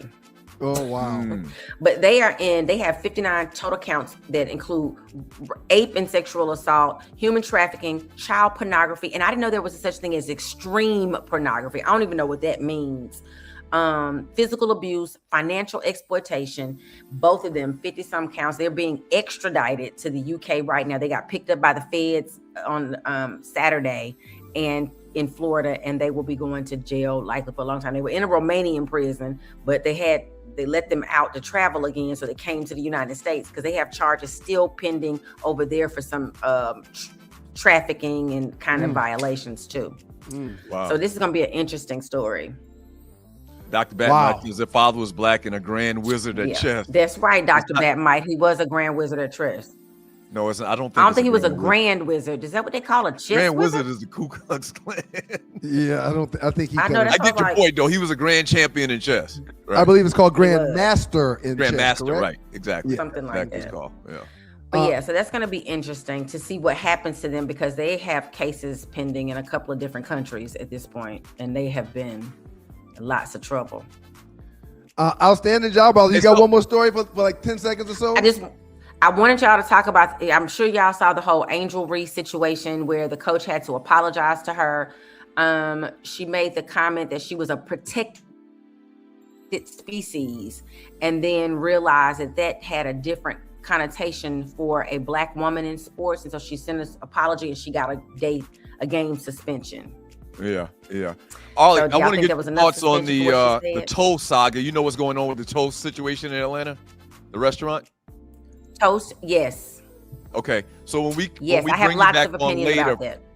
Yeah, when we bring you back on later for the trending topic number 4, I want to get you and Tree's thoughts about that whole controversy. I kind of laid out for people that don't know what's going on. I posted something on social media and it's got like 40,000 views as of now and hadn't even been 24 hours yet, so it's very trendy. Before we get to trending topic number 4, we've got to spend some time on trending topic number 3, and that's NFL training camps. They're right around the corner. We'll hit that up next. Great job, Ollie. Y'all keep it locked. Two Live Stews back in a second. We'll talk about training camps being right around the corner. Y'all keep it locked. Today's the 20. Wait a minute. Training camps are 2 days away? Are you tired of workouts that leave you feeling drained? Do you want to push your limits without compromising your health? Introducing NPE, the ultimate pre-workout powerhouse. NPE is packed with natural plant-based ingredients that fuel your body and mind. We're talking about sustained energy, enhanced focus, and accelerated recovery. All this while giving your immune system a powerful boost. But NPE doesn't stop there. It also stimulates circulation, enhancing blood flow throughout your body. And it doesn't just improve your workout performance, it also boosts fertility and sexual drive in both men and women. Whether you're a seasoned athlete or just starting your fitness journey, NPE is here to help you reach new heights. Don't settle for sluggish workouts. Unleash your inner athlete with NPE. That's natural performance energy. This is not your ordinary pre-workout supplement. Our clients will tell you NPE also stands for natural power, peak performance, every workout. Welcome back to you guys, the Two Live Stews. He's Doug, I'm Ryan, and together with the Two Live Stews, and this is your Two Live Stews experience. Shorty! I mean, Sir. I don't know what kind of lawyer Tree's got, but she's got one of the best lawyers in the business if she's back in these streets already. Hey, I mean, listen, how do you leave your house and go to court and you're back in 15 minutes? Hey, and fact in Atlanta traffic as well. This is amazing. Hey, Tree, pop on for us. She's lying about something. She's lying about something. We have to get some more answers to what's going on here. You left here because you said you had to go to court. Now, in Atlanta, when you go anywhere that's downtown, you had to add on at least an hour to it. This is terrible. The math Please. ain't math, and Tree. How are you back so quick? What happened? First of all, ladies and gentlemen, I am God's favorite. Okay, this is more facts. More proof to that, huh? Despite this man, and so I get down there, and there's nowhere to park, and I'm like, okay, whatever. And then all of a sudden, this car that's a limo pulls out. I pull up. I'm in the front. I pay $6 because I'm like 2 hours. I walk in, I'm smiling. Hi. Go look at your name on the docket. And then it's not there. So then they tell me to go to the cashier. Now, Douglas, I sent you this form yesterday. And if you looked at it, which you didn't, there was 2 dates on there. Right. Apparently, but all my other friends were like, you didn't reply, but they were like, you need to go down there because you'll get a warrant.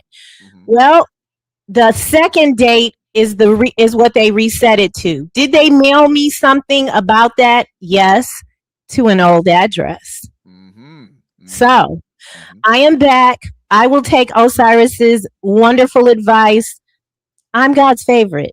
Yeah. I'll pay half of 146. That's how much the ticket is. With it. No points. Yeah. Please remove this. Thank y'all. I'm so glad to be back. Awesome, Tree. So she did all that in 10 minutes. She drove someplace in Atlanta traffic, parked someplace in a parking lot. I know where she lives. I just went to her house yesterday to handle some business. Too much information. Never mind. Went to her house yesterday. Pause. No, negative. Business. No, not pause. No pause. Anyway, so she did all that and she's back within 15 minutes. No, it wasn't 15 minutes. It's been an hour. Now, it is remarkable, but she's, like she said, she's God's child, man. Okay. You know what, though, man? How about this? What do I know? Real football is back, shawty.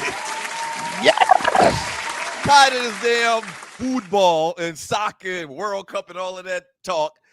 The real football is back, man. Well, let me say this before you move on, man. I know you're tired of football, but wasn't it a great distraction for the dog days of summer having the World Cup, the FIFA World Cup? It was. I mean, we had some compelling sports to watch just about every damn day for 5 to 6 weeks, sir.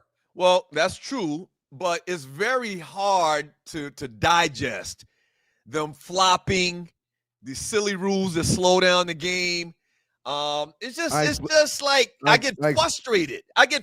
We watch yesterday. You pointed it out to me every time one of them dudes act like they got shot in the back like a shotgun, a 12 gauge. They laid on the ground for 3-4 minutes, and then they jumped up magically and started running to the sideline like nothing had happened.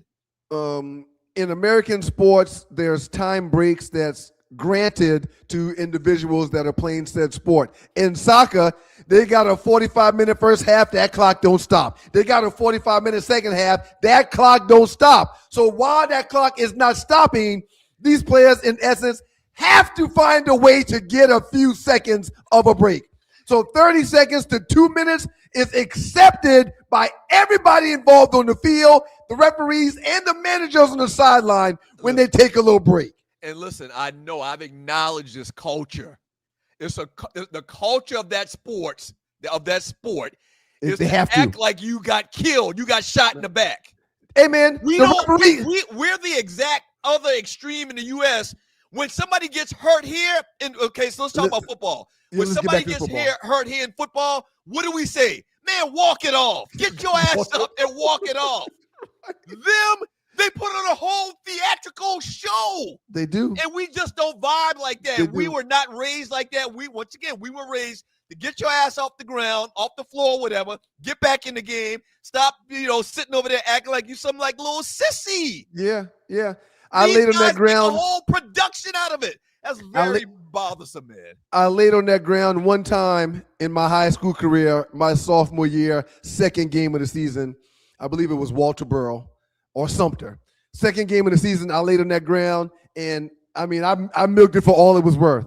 My dad came out of the bleachers, hopped over the fence, and came onto the field. Right. And was like, "Hey, man, you okay?" I said, "Yeah, I'm going to be all right." Then get your ass up. Your mama up there. Yeah. Don't you ever do this again. Get up right now. Right. And that's the last time I ever laid on the field. On the other extreme is these guys literally flopping around on the ground like a fish. And then they get up and sprint and run like nothing happened for the last 30 to 45 seconds. But anyway, man, the NFL is back, man. The first veteran training camps open Wednesday, July 22nd with the Arizona Cardinals and Carolina Panthers. Reporting first because they're playing in the Hall of Fame game on August 6th. That's right. All right. So all 32 NFL teams will be reported by Tuesday, July 28th. We're talking next week. Yep. The Atlanta Falcons rookies report. We're in Atlanta. If you're new to the show, once again, the Falcons rookies report July 24th. 4 days from now. Report July 28th in Flowery Branch. 8 days from now. And we back, man. It's back. Yep, it's back, man. I've been doing my preseason readings up on different teams. I get alerts and notices whenever there's news for my Las Vegas Raiders, my Detroit Lions, and the Atlanta Falcons. Those three teams are teams I read up on every single day to stay in the know. And then I've got a few things that come to me from throughout the league, NFL alumni stuff, just to keep me in the know for sports. But I'm very excited, man. It's that time of year. Just that quick. Football is back. It's awesome. Hey, listen, I mentioned it in the pregame show, but we are doing a Super Stews Fantasy Football League / leagues. Okay. I'm pretty sure we had a big meeting about it this past weekend, but I'm pretty sure that we're going to roll out everything this coming Thursday. So make sure you stay tuned. You tune in, you pass the word. Huge prizes, giveaways. It's going to be really, really fun. So stick with your boys, and we'll announce everything. I'm 95% sure this coming Thursday, so stay tuned for that. It'll be okay for us to be in the league also, right? Absolutely. Why not? Okay. Yeah, maybe we just don't, profit from winning. I don't know. We have to talk that. That's one of the things we have to talk about. If I'm not going to profit from winning, I'm not going to play. We can't host it. We can't host it and win money if we come in first. Like if we win, like maybe we'll do this. If we were to win, if you were to win with your team, or I win with my team, we take the money and we donate it to charity or something like that. The hell?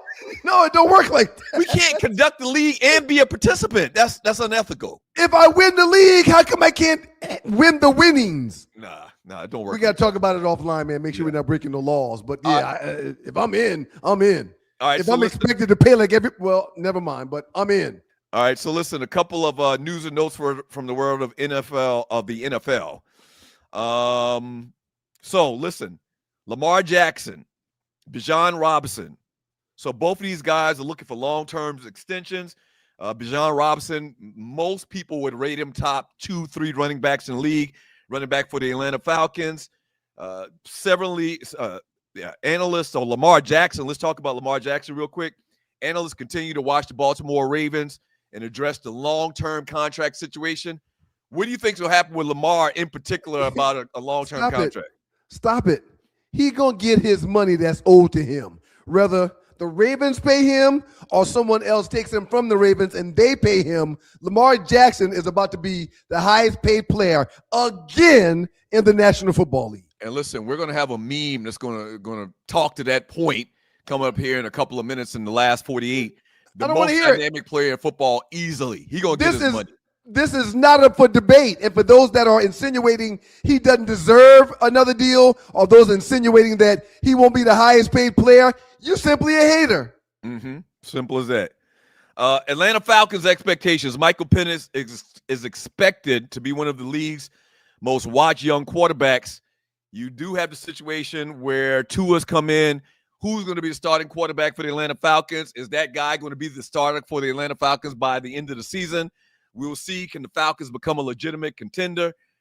Training camp is going to reveal a lot of things about this Atlanta Falcons team, who a lot of people got on the radar, man, for making some big waves this year.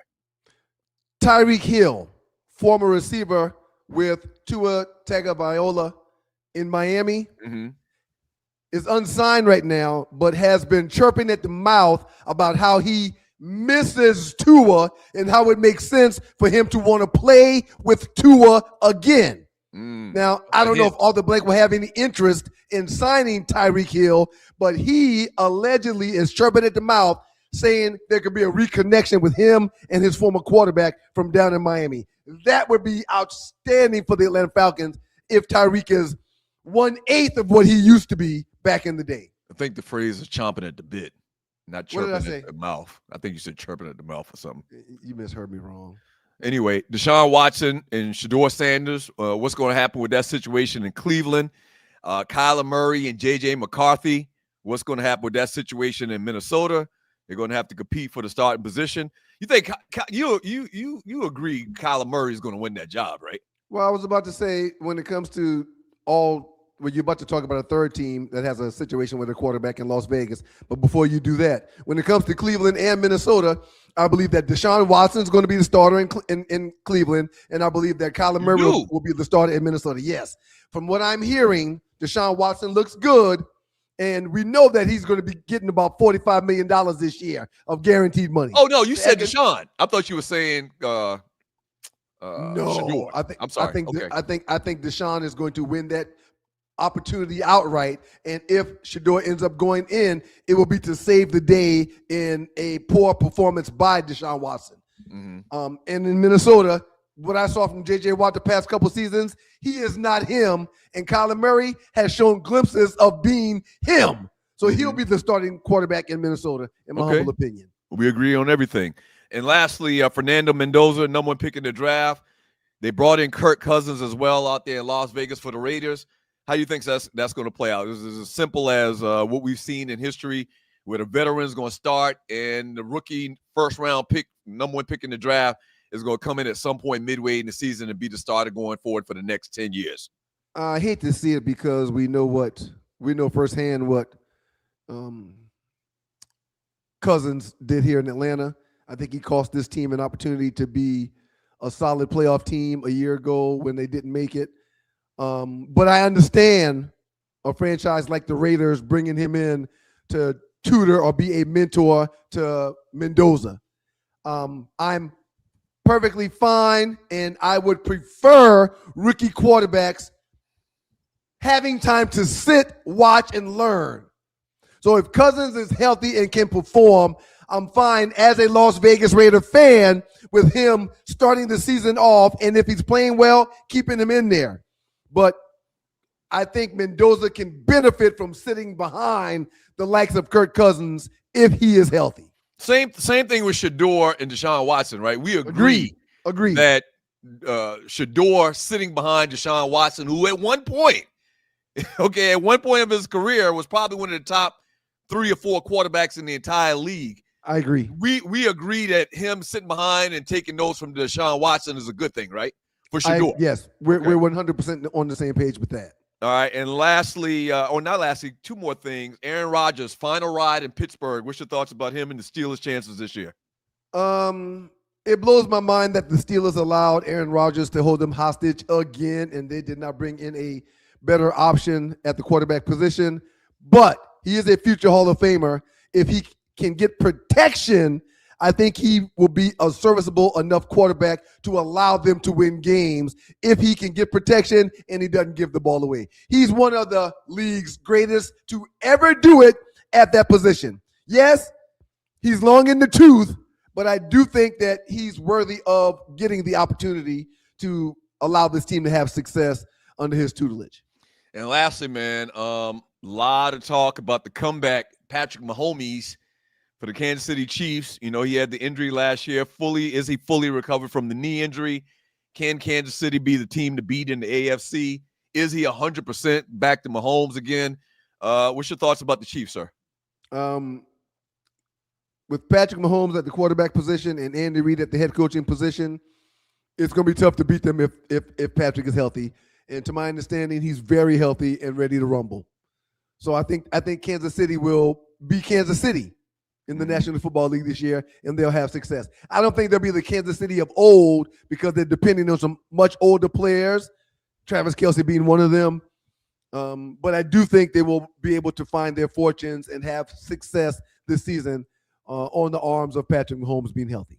So you mentioned it now. You got to remember this Kansas City team is not the Kansas City team that started dominating and winning Super Bowls. Yeah. You just mentioned it. Patrick Mahomes is coming off a real bad knee injury. Tyreek Hill is no longer with this team. He's been gone a couple of years, but Tyreek Hill, I'm talking about the original Chiefs that started dominating. They don't have Tyreek Hill. Travis Kelce is old. Travis Kelce has just got married, so he's probably got some little distractions from that whole marriage thing.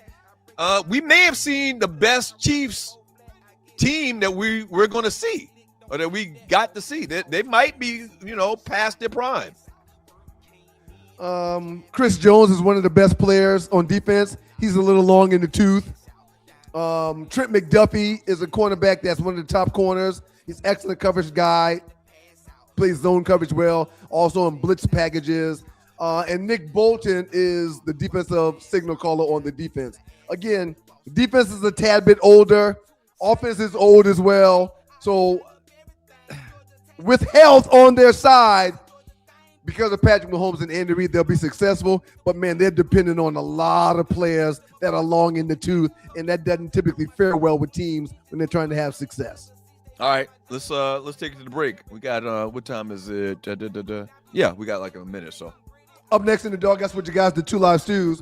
We're getting to a great last 48. Hey man, I appreciate your leadership with all of this stuff, man. I don't know where we'd be without you, man. You're a mastermind. Well, actually, you wouldn't be anywhere because I'm actually one of the stews. Well, but I get the point you're trying to make. When Joe fills in, our numbers are pretty good also. Anyway, today's conversational piece for the show, the Locked Phone Challenge, $500,000 if a friend, a coworker, or someone else can look in your phone. Hey, listen. For 10 minutes. You can vote still. Everybody think give me the money. Mentioned this earlier. You can vote still by looking to the bottom of the chat or where you post in the chat. Post a 1, just the number 1 if you're going to take the money, or post the number 2 if no way, even with $500,000 on the line, you won't let anybody look in your phone, which says a lot about you. If you are pass up on $500,000, you must got some real debauchery going on in your phone. Boy, showing people your insides. For $500,000. Showing people your insides. Everybody agrees so far. Not one person that says no thanks. It's going to be an easy $500 for me. Ain't nothing in mine. Last 48 coming up next. Don't go away. Yeah, what's going on with that one long gray hair at the bottom of your chin? Yeah, man, it is what it is. So he's just totally repelling the Beijing? I don't use any Beijing, man. I let them express themselves like we are going to express ourselves when people book the stews. Larry Brown, 404-895-9395. Repasses, funerals, open mic nights, bar mitzvahs. Yes, bar mitzvahs. Yes. Yeah. I would learn more about the culture before getting booked for one. But if I get booked for one, I'll damn sure come do it. Anyway, book the stews. 404-895-9395. Call our guy Larry Brown. Email him sme.larrybrown@gmail.com. tailgates, strip clubs, scripper clubs. We do it all. Dropping the kids off at school, picking the kids up from school, going to the kids' school for recess. We do it all. Draft parties. Oh, yeah. We do it all. One thing we didn't mention, or we forgot to mention, so let me mention it. 4 small feet.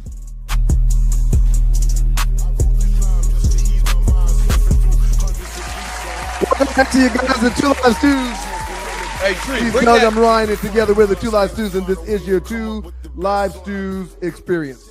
Tree, bring that that little advertisement, a little flyer up for the And we appreciate everybody participating with the poll. Thank y'all very much for playing with the Stews, man. This the appearance. poll has been very appearance. fun, and we like this conversational piece. Yeah, this right here. So listen, something that we didn't mention in this ad that, you know, we'll come out and host your events is that we can actually do a live remote, you know, kind of live remote, where we'll bring out all of our equipment. We'll broadcast it online. It's something that you can give as a gift, you know, the recording of it, you know, just make it like into a real big atmosphere. So private parties right there, club events, grand openings, fundraisers, golf outings, tailgates, draft parties, you know, hire your boys, book your boys to come on out, and we'll put on a production, you know, big, fun, different, unique. Your husband might be a big sports fan, or your wife might be a big sports fan. She used to like the Stews. She loved the Stews. They love the Stews. Have us come on out. We'll make this thing into a big production and have a lot of fun and make it grand, make it real different. A couple of people at Brown's birthday / FIFA viewing party yesterday, a couple of people asked me if we would come and do a show at their fantasy football draft. Right. That's and I said that's a great idea, and yes, we will. We would love to be a part of your fantasy football drafts. We're actually hosting a pool party. Second year in a row we've hosted this particular pool party. It's not this coming weekend. It's in 2 weeks, right? It is this coming weekend. It's this coming weekend. Okay. It is this coming Saturday. We will be at TJ Johnson's pool party, aka Vert. We'll be at his pool party. This I'm looking forward to it. I can't wait. Yeah, tailgates. We've been doing tailgates for a long time, since probably 2003 or 4. We started doing tailgates. We started tailgate as well. We started tailgates Vic's first year with the Atlanta Falcons. That was the first year we did our tailgates. Okay. And I've already started rolling up some. I want to strike that comment from the record, but I'll have tons of medicine at the pool party on Saturday if y'all want to hang out behind the booth and get your mind right. Before we get into the last 48, can I say something real quick? Yeah, go ahead, man. I just received a list of 2026 FIFA World Cup individual awards. The Golden Ball goes to Rodri from Spain, 753 passes completed, most player involvement in the World Cup. The Silver Ball, which is the second best player. The Golden Ball is the best player. The Silver Ball is the second best player. That goes to Lionel Messi. 8 goals, 4 assists, became the World Cup's all-time top scorer. And the Bronze Ball, third best player, goes to Kylian Mbappe, who had 10 goals and won the Golden Boot also. So Kylian Mbappe gets 2 awards. And the Golden Glove goes to Unai Simon from Spain. And the best young player goes to Pau Gubarassi from Spain as well. So Spain and France wrapped up in awards for the postseason, and Argentina won one as well. All right. That's what's up. I'm going to miss the soccer talk, man. The soccer talk's been great. It's not often where I can be the uncontested expert when it comes to things and questions, and I really enjoyed the juice of being the go-to guy during the World Cup, man. It means a lot to me.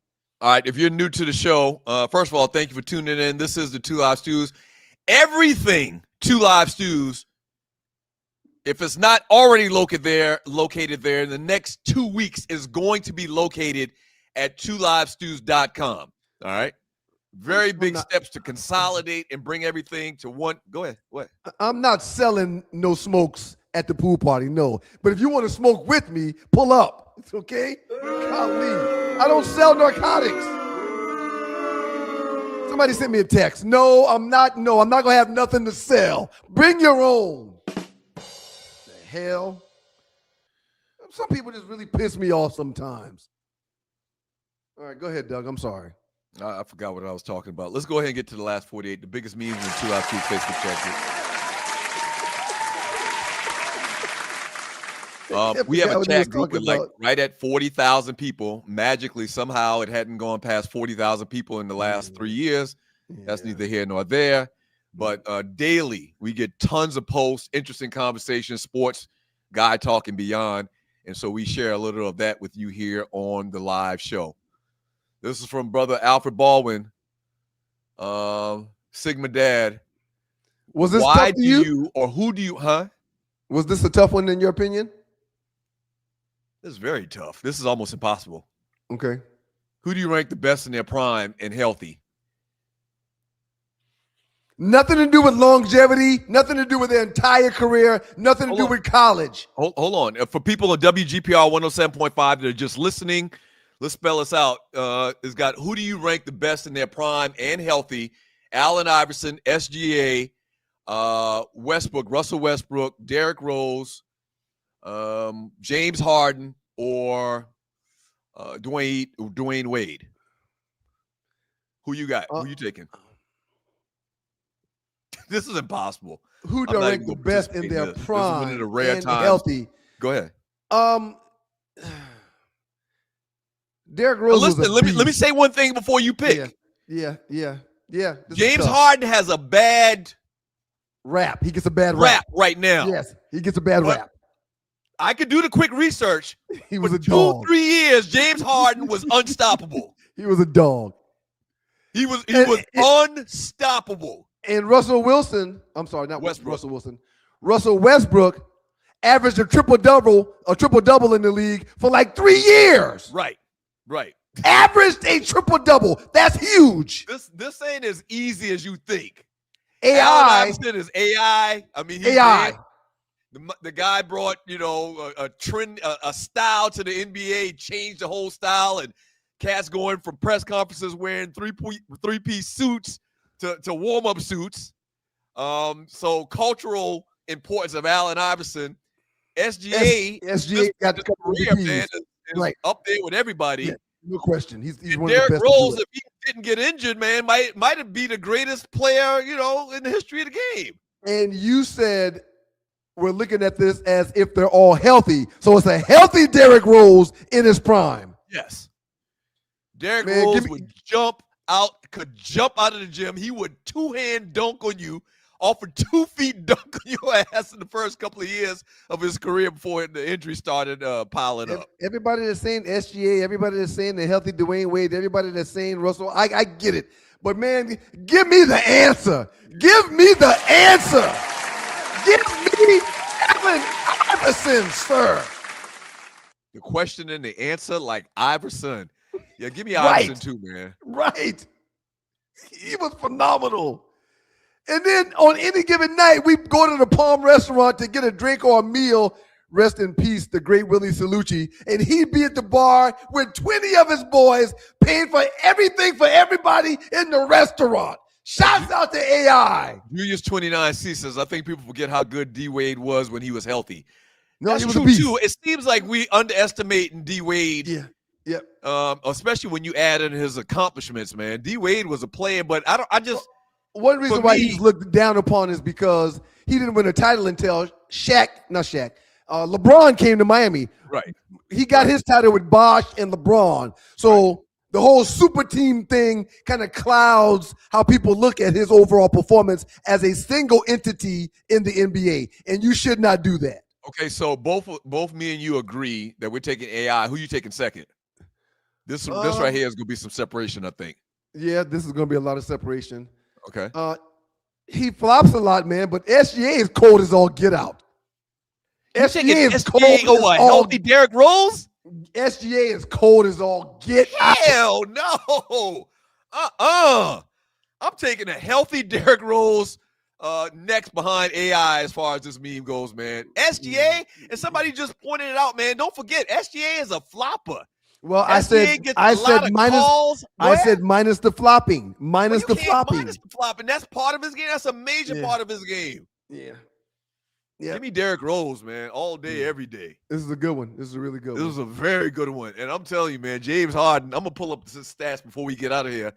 We have a little further discussion about James Harden. I think people forget their mind, their judgment gets cloudy about how he hasn't shown up in the playoffs. No, his judgment doesn't get cloudy. It's just that in the stretch and in the postseason, he has shrunk. Every postseason he's been a part of, every opportunity his team gets to move on or win one, he disappears in the postseason. I can't choose that. Mm-hmm. Okay. Sir, listen, for 4 years, okay? No, for 5 years, from 2019 to 2015. Man, I hate when you look down like 2019. this Yeah. for So 2.5 let's do it. minutes. Let's back up. So You show people 2015 to 2019, James Harden averaged no less than 29 points a game. That's a lot of points. And the A long 2 time. years that I really want to say 30 points per game. Okay. That's a lot of From points. For a long time. 2015 to 2019, for 5 years, 2015 season to 2019-20 season, he averaged 29, 29, 30, 36, and 34. Damn. The man averaged 36 points a year. That's got to be one of the top scoring averages of a season in NBA history. But in playoff games that matter to get a championship, that 34 dropped down to 15. Well, listen. At that 30 dropped down to 16. Listen to me. James Harden got buckets. He's going to be a first ballot Hall of Famer. We can say, you can talk all you want about this guy. This guy was electric when he had it going on. Shouts out to Lavrell Hawkins. He won before that. Y'all can give Lavrell at the World Changers Financial Institution a call at 919-764-4626 if you need some help getting your money right. Shouts out to you, Lavrell. We appreciate you. I'm sorry, man. I'm not touching James Harden because he shrinks when it matters the most. I don't want him. Don't forget, OKC's been doing such a great job at scouting and bringing in good players. James Harden, Russell Westbrook, Kevin Durant played on the same team. Damn.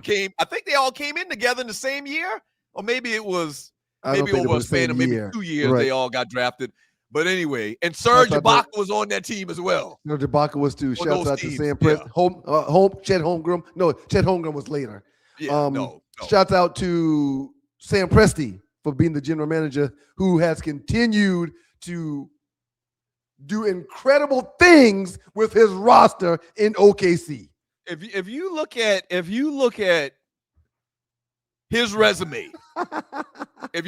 resume, it's hard. It might be a good debate to say he might be the greatest GM in basketball history. He's done a phenomenal job the last decade. Made to take an expansion franchise. They really weren't an expansion franchise. And you mentioned the trade earlier. They were part of a trade this past weekend that relieved them of like $200+ million of salary. He's phenomenal at what he does. He keeps his core while making moves to make his team better, and they don't go into the second apron. It's amazing what he does. Absolutely. Sigma Dad reminds us that Durant came with the team from Seattle. That's true. Durant played for the Seattle Supersonics. Right. Yeah. Wow. Okay. Next Let's keep the last 48 going. Good amount of time on that. Good meme. Yes. Now, this is another tough one. Kind of like in the same theme almost a little bit. My top 10 NBA careers ruined by injuries. So their list, if you're just listening on WGPR or in your office and you can't have the video up. So top 10 NBA careers ruined by injuries. Number 10, Lonzo Ball. Number 9, Gilbert Arenas. Number 8, Danny Granger. Number 7, Greg Oden. Number 6, Yao Ming. Number 5, Tracy McGrady. Number 4, Penny Hardaway. Number 3, Brandon Roy. Number 2, Derrick Rose. And number 1, Grant Hill.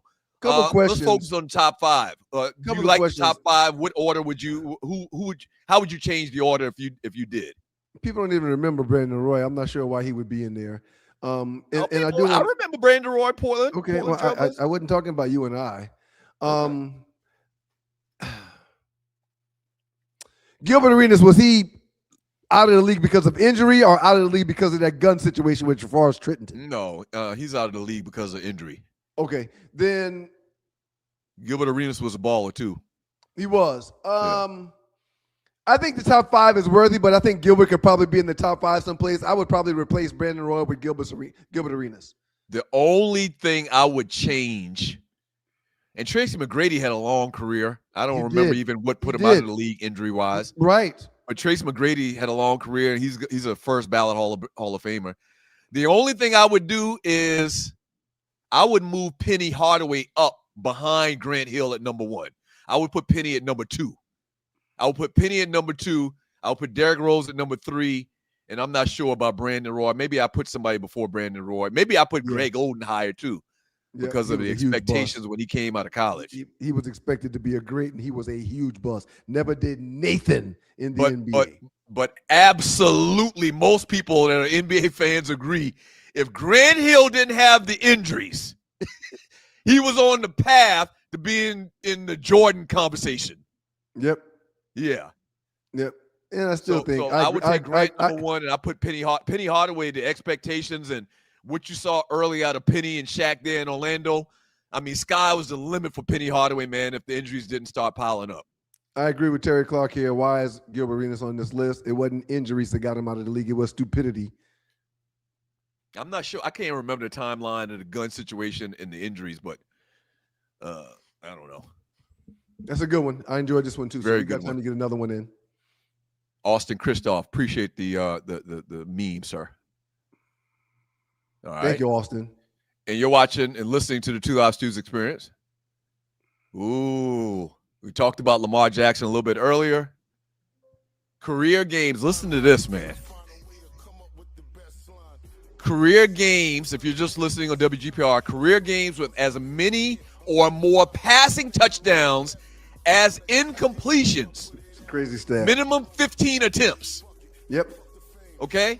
So the leaders all time for this are Peyton Manning with 6, Drew Brees with 6. Those two guys are no longer in the league. Who probably has another good 5 or 6 years to play. Or more. With 6 as well. I think he's got more than 5 or 6 years to play because he's going to eventually slow down from being the runner that he is or the athlete that he is, and he's just going to be a pocket guy the last 4 or 5 years of his career. Watch. He's going to play for another decade. You talk about a false narrative whenever people that hate Lamar Jackson talk about Lamar Jackson on social media. They act like he can't pass. His passing stats are right. ranked up there. Some of the feats that he's done in passing are up there with the all-time legends, right. As this meme exposes. These two guys are Hall of Famers. Peyton and Drew Brees are both Hall of Famers. Lamar's trajectory says nothing but Hall of Famer also. No question, man. Up next in the Doghouse with you guys, the Two Live Stews, man. We'll finish the last 48. We'll get a 2-minute trespass, and then we'll keep on going. No 2-minute trespass today? Okay, take that out. Shout out to twolivestews.com. So also we got trending topic number 4 too is very, very interesting. It's about athletes and entertainers getting outside of their the criminal wants to talk. We're going to say goodbye to Detroit. We're going to run a commercial, and we're going to play Doug's little rant that I messed down from Toast. Awesome. And then we'll come back and finish the 48. Thank you, Tree. That's what we're going to do in the next segment. You heard it here first. Added bonus. Cool. People don't like Lamar Jackson, man. I mean, he's not worthy of a new deal. Oh, really?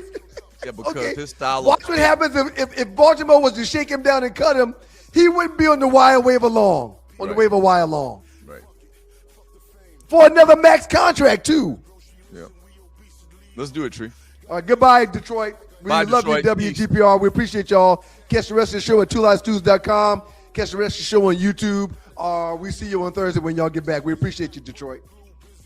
It's your guys, the Two Live Stews, and today's show is brought to you by Black Eden 1912 Bourbon, a premium bourbon inspired by the historic legacy of Idlewild, Michigan, known as Black Eden. So whether you're celebrating a victory or raising a glass with friends, experience Black Eden 1912, a taste of history. We always hooking y'all up. As a listener of the Two Live Stews Enjoy $20 off of your online purchase by visiting blackeden1912.com/2livestews and using the promo code 2livestews when you get to checkout.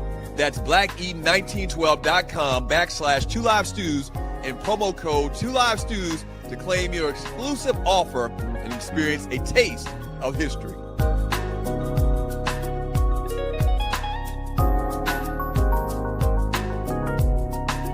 So some of the owners have come out and said that just because she took a picture, Ms. Young took a picture with Rick Jackson, doesn't mean that we support Rick Jackson in his campaign to be governor of Georgia. I get it. These people have worked hard for their business.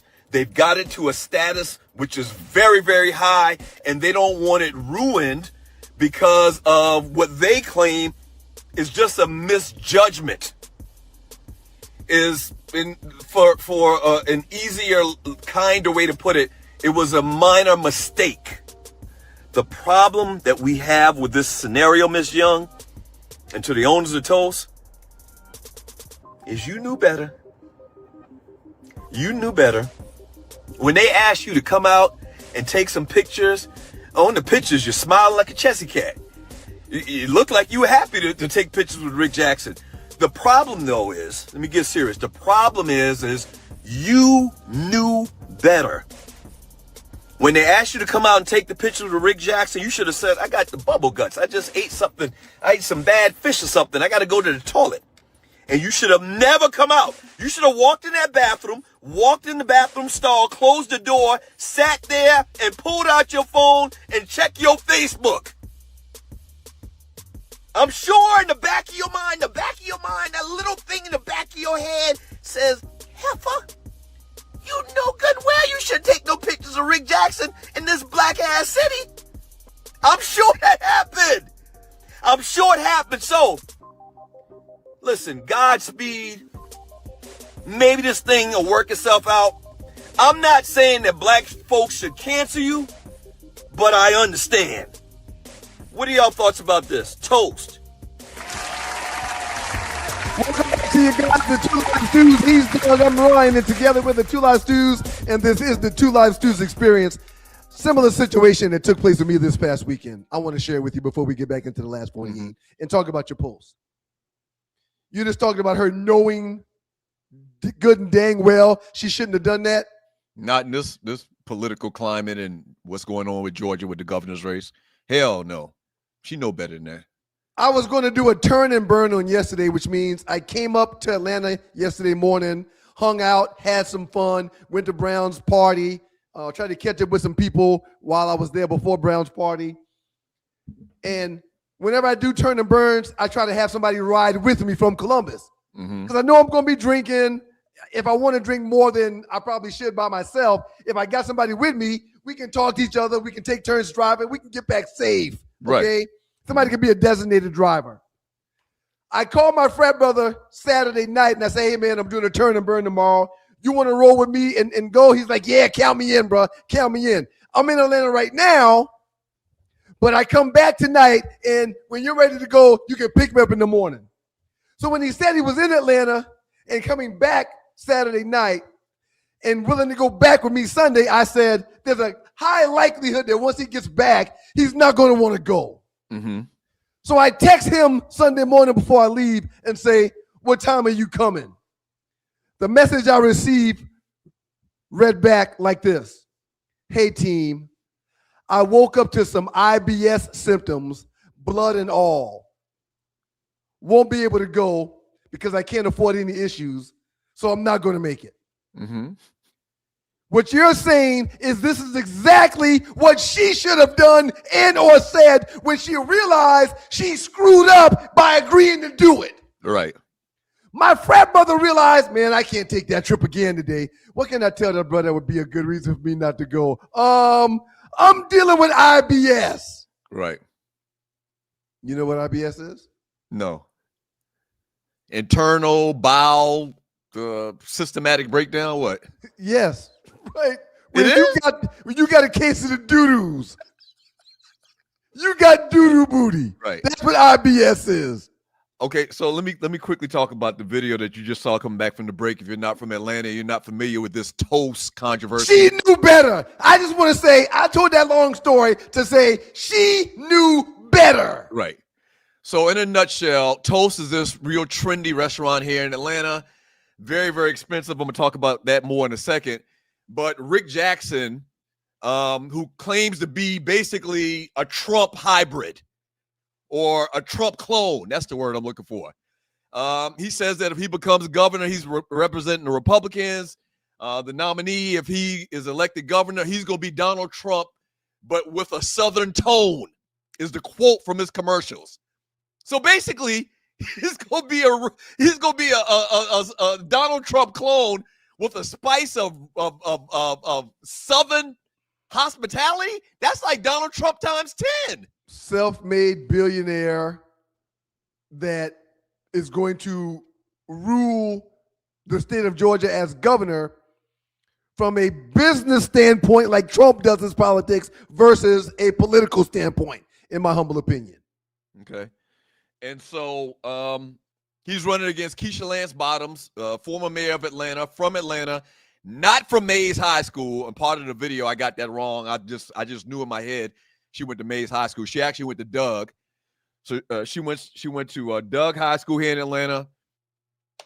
Republicans, Democrats, black people, Atlanta. Anyway, they went out.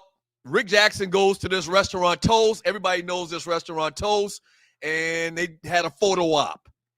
She didn't understand the implications of doing what she did and the impact that it would have when people saw these pictures circulated online by Rick Jackson's campaign.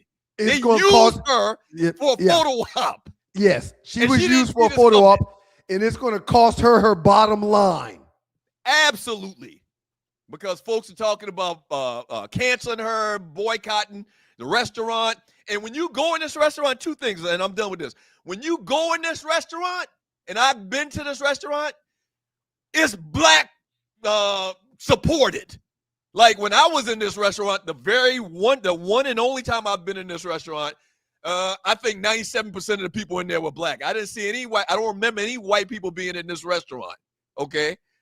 I took Bree there for her birthday. Bree is my oldest niece. Right, my oldest daughter. I took her there for her birthday. This was probably a year ago. Maybe it was not this past birthday, but last year's birthday. And I don't really even do breakfast like that because I don't eat pork. You know that? I haven't eaten pork for over 20 years. So I think I had maybe waffles and some oatmeal or something like that. And still Bree had a full breakfast. Go ahead. I don't care what you had. You spent $50. Bree had a full breakfast, and the bill came out to $60 for some damn bacon, some eggs, or something, and it came out to $50 and $60. And some batter. All you had was batter. So I was done with them from that. But the point is this restaurant was supported by the people here in the city, and I think they overplayed their hand. Yep, no question. I think they overplayed their hand. No question. And shouts out to everybody that watched and liked the video, whatever. I posted it like 4 o'clock or 3 o'clock yesterday, and right now it has 37,000 views. Good stuff. Good for great you, promotion. Good for you, sir. Yeah. All right, let's finish up these last 48, the biggest news in 2 hours. She knew better, man. And we're forgiving people. Some people are probably going to go back, but there's a lot of people that are never going to set foot in that place again. This ain't a playful matter, man. It is not. Republican politics, in particular under Donald Trump, this is a serious thing going on. It is. He's trying to roll us back to Jim Crow, man. Yep. Is this the last one? This isn't the last one? Nope. Shouts out to Kaju Powell in the 2 Live Stews Facebook chat group. On this day, the original, and this was actually like 2 days ago, over the weekend, the original Ultraman series appeared in Japan on July 17th, 1966. Damn. That's 3 years before your old behind was born. Hey, man, I can't tell you. This is probably my earliest favorite TV show. Like, you know what I'm saying? At different times, you got a favorite TV show. Like, ultimately, I ended up being one of my favorite TV shows was Sanford and Son. Before that, my favorite show was The Electric Company. Mm-hmm. This, I remember sitting at our cousin's house, our grandmother's house, up, we call it the hill. I remember sitting in front of the TV, and I had to be 4 or 5 years old, watching Ultraman. This show was so hyped. This was such a trendsetter of a show. It was phenomenal. Shout out to Ultraman. I don't remember it at all. Yeah, a little bit before your time. A little bit. I don't remember it at all. And I don't even think they played a lot of replays. You know, a lot of stuff going to syndication. A lot of different shows going to syndication. I don't remember seeing Ultraman a lot of places. It's recently come back a bunch of different platforms on streaming TV. Like I've got it on a couple different networks of streaming TV where they're showing old episodes of Ultraman, man. He was basically the Power Rangers before the Power Rangers. Simple as that. Happy 60th anniversary, Ultraman. It's dope. All right, next one, Tree. I know people of my age, mid to late 50s, are reminiscing about Ultraman. I started to make a comment, but I'm not going to make the comment because I might be vilified or looked at in a negative light, so I'm not going to say anything. Go ahead, make it. No, don't worry about it. No, we want you to make it. Go ahead and make it. What's your thoughts about Ultraman? You got some hate for Ultraman? No, it's no hate, but he's yeah, never mind. I'm not going to win if I make the comment. I'm going to lose if I make the comment, and I'm not into taking losses. It's about opinions on this show. Go ahead. I'm wrong all the time on stuff. Well, not all the time. Sometimes. Yeah, I'm judged. I'm critically judged. I can't afford to be judged from this comment because I don't want to take this loss. I'm sorry. Don't take yourself so serious, man. Go ahead. What? Ultraman toting the load, ain't he? See, I knew y'all. I knew you. See, don't do that, studio audience. Don't do that. Don't do that. All right? Don't do that. Please don't do that. Let's move on. That cat is a true definition of a shower versus a grower.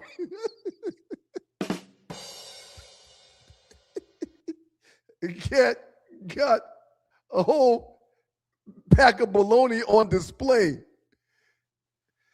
Oh gosh! You know what, man? In a million years, I never thought that I would have never guessed that you would say. Well, something pause. like that. I forgot. I kept pushing you. No, pause. I kept pushing. The reason I kept pushing you to say it is because I never in a million years would think you would say something like that. Why would you even care about something like that? Why would don't like care. That even jump out I at don't you? care. No, I don't care. But pause. I want to end the comment by saying pause. Cat is a regular butcher shop. Got his meat on display. Let's go, Tree. Next one, Tree. I don't want to talk about it anymore.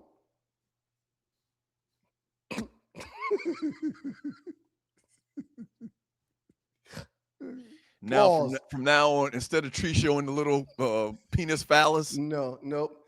From the vortex, you can start showing Ultraman. No. Golly, man.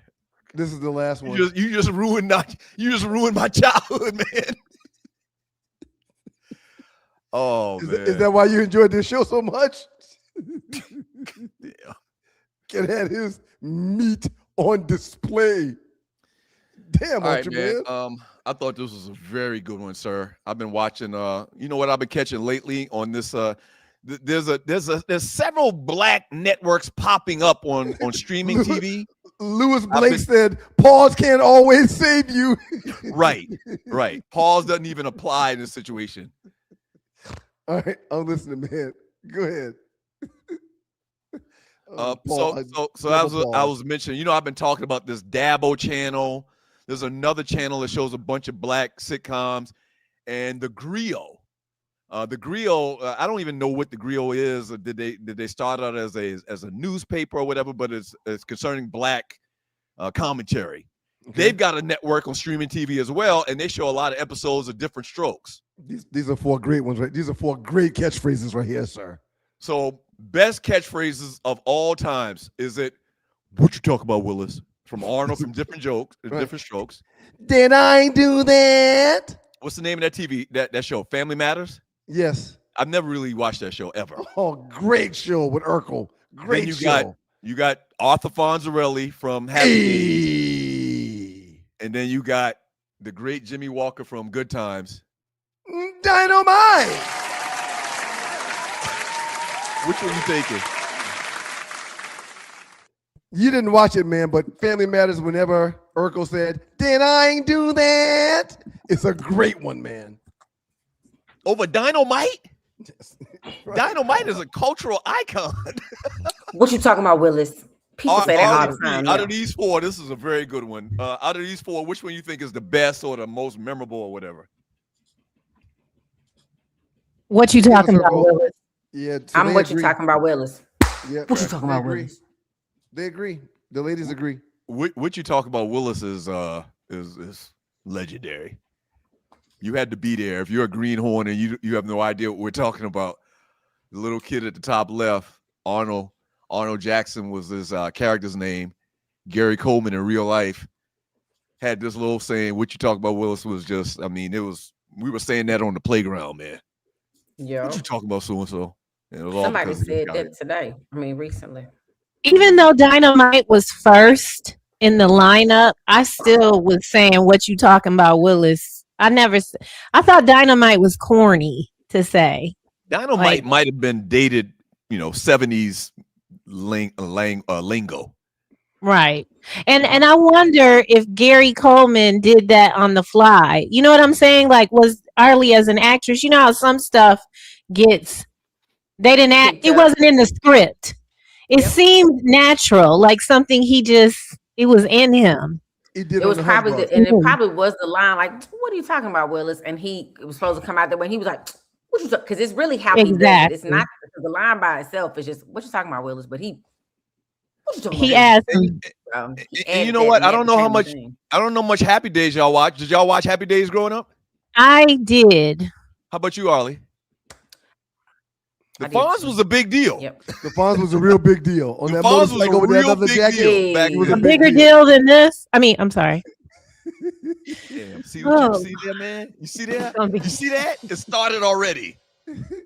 Really, you could have saved that, man. Ryan, Look, that man. was a lot. I love Ultra you Man- for this. Ultra Man no good and damn well he don't need no biker shorts on. He know better than that. That All is right, true. listen, can we jump into trending topic number 4, Tree? Is that okay? Was that You all the last toting 48? You toting a package like that, you just can't walk around in biker shorts. If you're toting a package like that, you shouldn't wear biker shorts. And if you're easily aroused like I used to be in high school, you just can't go to school in biker shorts. At any given moment, if the teacher called me and told me to come up and write, if the teacher called me and said, "Hey Ryan, I need you to come and write the alphabet on the board." No, ma'am, not right now. No, Ryan, it's your turn. Come to the board and write the alphabet. No, ma'am, not right now. Because that girl had her hand in your pocket. Because He was respectful. I was respectful. So yes, you can go to story number 4. All right, so trending story number 4. Brunson Oh shit. and Big Cat. What happened to Tree? That means nothing to Sorry. her. Sorry. So Jalen Brunson and Karl Anthony Towns, Big Cat, appeared in a WWE promotion this past weekend. I saw some of the clips. It was very hilarious. Karl Anthony Towns actually came out and chokeslammed a couple of dudes.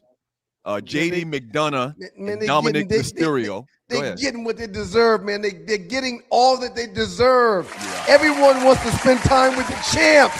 Everyone wants the champs to make an appearance. And the Knicks are the current champs, man. They're getting what they deserve. Ryan's a Knicks fan if you're new to the show. They get what they deserve, man. You remember now, they're at Madison Square Garden, okay? So Karl Anthony Towns comes out of the locker room. They kind of like build up this anticipation of who it is. And he comes out of the locker room. They're playing Alicia Keys. He walks to the ring. He's with some other guy that's a wrestler on the network or whatever on the circuit. He gets to the ring. He steps over the top rope into the ring. Right. He's so tall, so big. Right. I ain't got to bend down. I'm just going to step over the top rope. And he commenced to choke slam JD McDonough and Dominic Mysterio. I guess these are two popular wrestlers in the WWE. So it got me thinking, top 10 celebrity appearances on WWE. I like this. This is good. But I had no explain it, idea. Douglas, please. But explain it more. Like I liked when you talked about it in the pregame. Like Yeah, it was. So basically, I'm asking the ladies to join in the conversation, Tree and Arlie. Memorable entertainer occurrences outside of their element. Like a lot of times these people, they switch over and they do something else they're not known for, whatever, as a publicity thing or whatever, or just to get a check. And so here's some of the people that have wrestled at some point in their career. Some people say wrestle, WWE. some people say wrestle, but we go with wrestle where we're from. It's a country boy thing. Y'all are wrestlers. Fans. Do you remember when Snoop Dogg has appeared on WWE as a wrestler many times? You can go to go ahead. Well, him with Martha in like cooking shows is definitely a money grab. That's an answer right there. Oh, I didn't know. But they're really good friends, though. Yeah. Now. So Snoop comes in at number 10. He's a frequent guest on WWE. Number 9, Shaquille O'Neal, multiple appearances on WWE. Lawrence Taylor, main event WrestleMania 11 against Bam Bam Bigelow. You remember Bam Bam Bigelow, sir? I remember Bam Bam Bigelow, but I don't remember Lawrence Taylor going in there. One of the first major athletes to cross over into WWE. Donald Trump. Ugh. The Battle of the Billionaires at WrestleMania 2023 famously shaved Vince McMahon's head. Number 6, Muhammad Ali. Guest referee at the very first WrestleMania. Number 5, Floyd Mayweather Jr.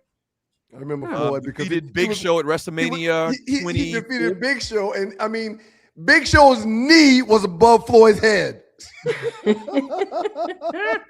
Number 4, Logan Paul transitioned from celebrity guest to one of WWE's best in-ring performers. He actually held the United States Championship belt. Bad Bunny comes in at number 3. Shock fans. I said Bad Bunny was a good athlete, man, when he appeared on WWE. He shocked the fans. Coming in at number 2, Mr. T. I pity the fool. He teamed up with Hulk Hogan in the very first WrestleMania as well.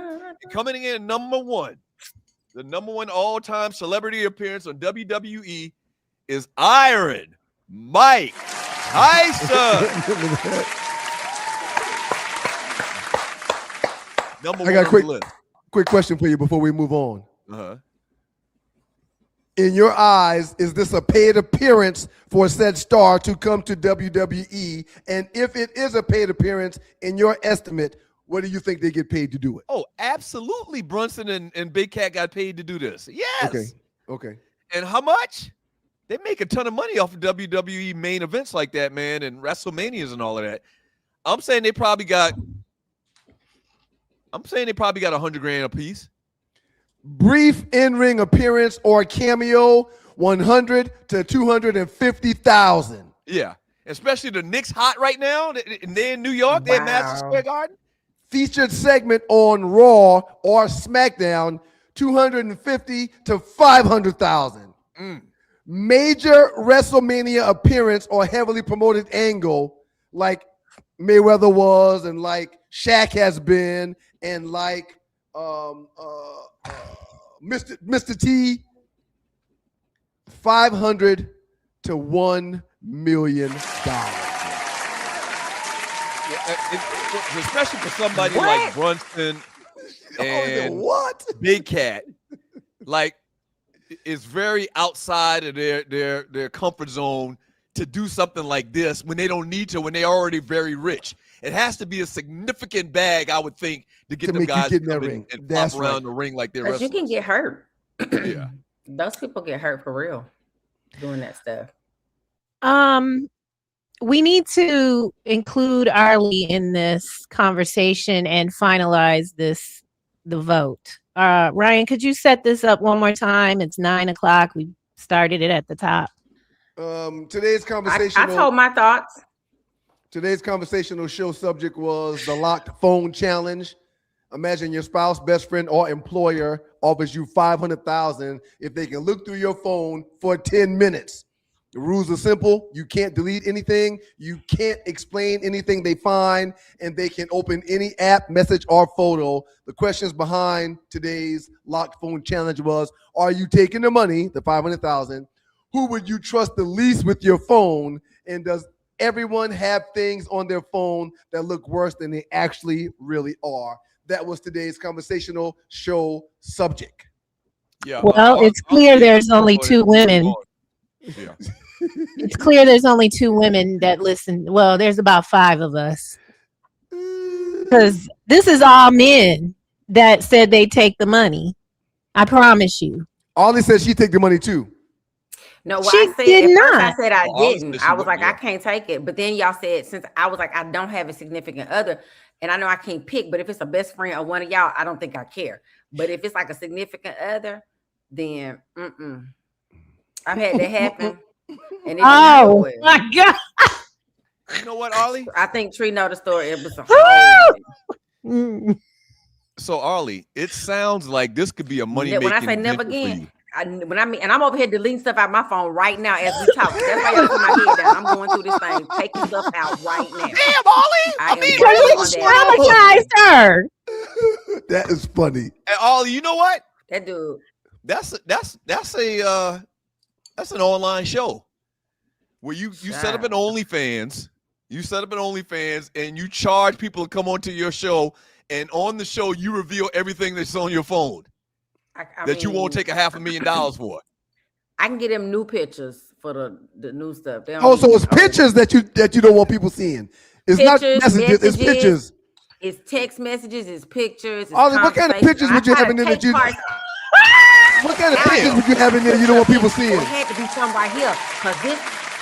Mine is not pictures. Mine is definitely text messages. And Doug, it's funny you said that, because I'm trying to negotiate with people about a way that I can narrate text messages without, with discretion, because that is something. Tree, if you're new to the show, Tree is a voice actor as well. I'm seriously working on that.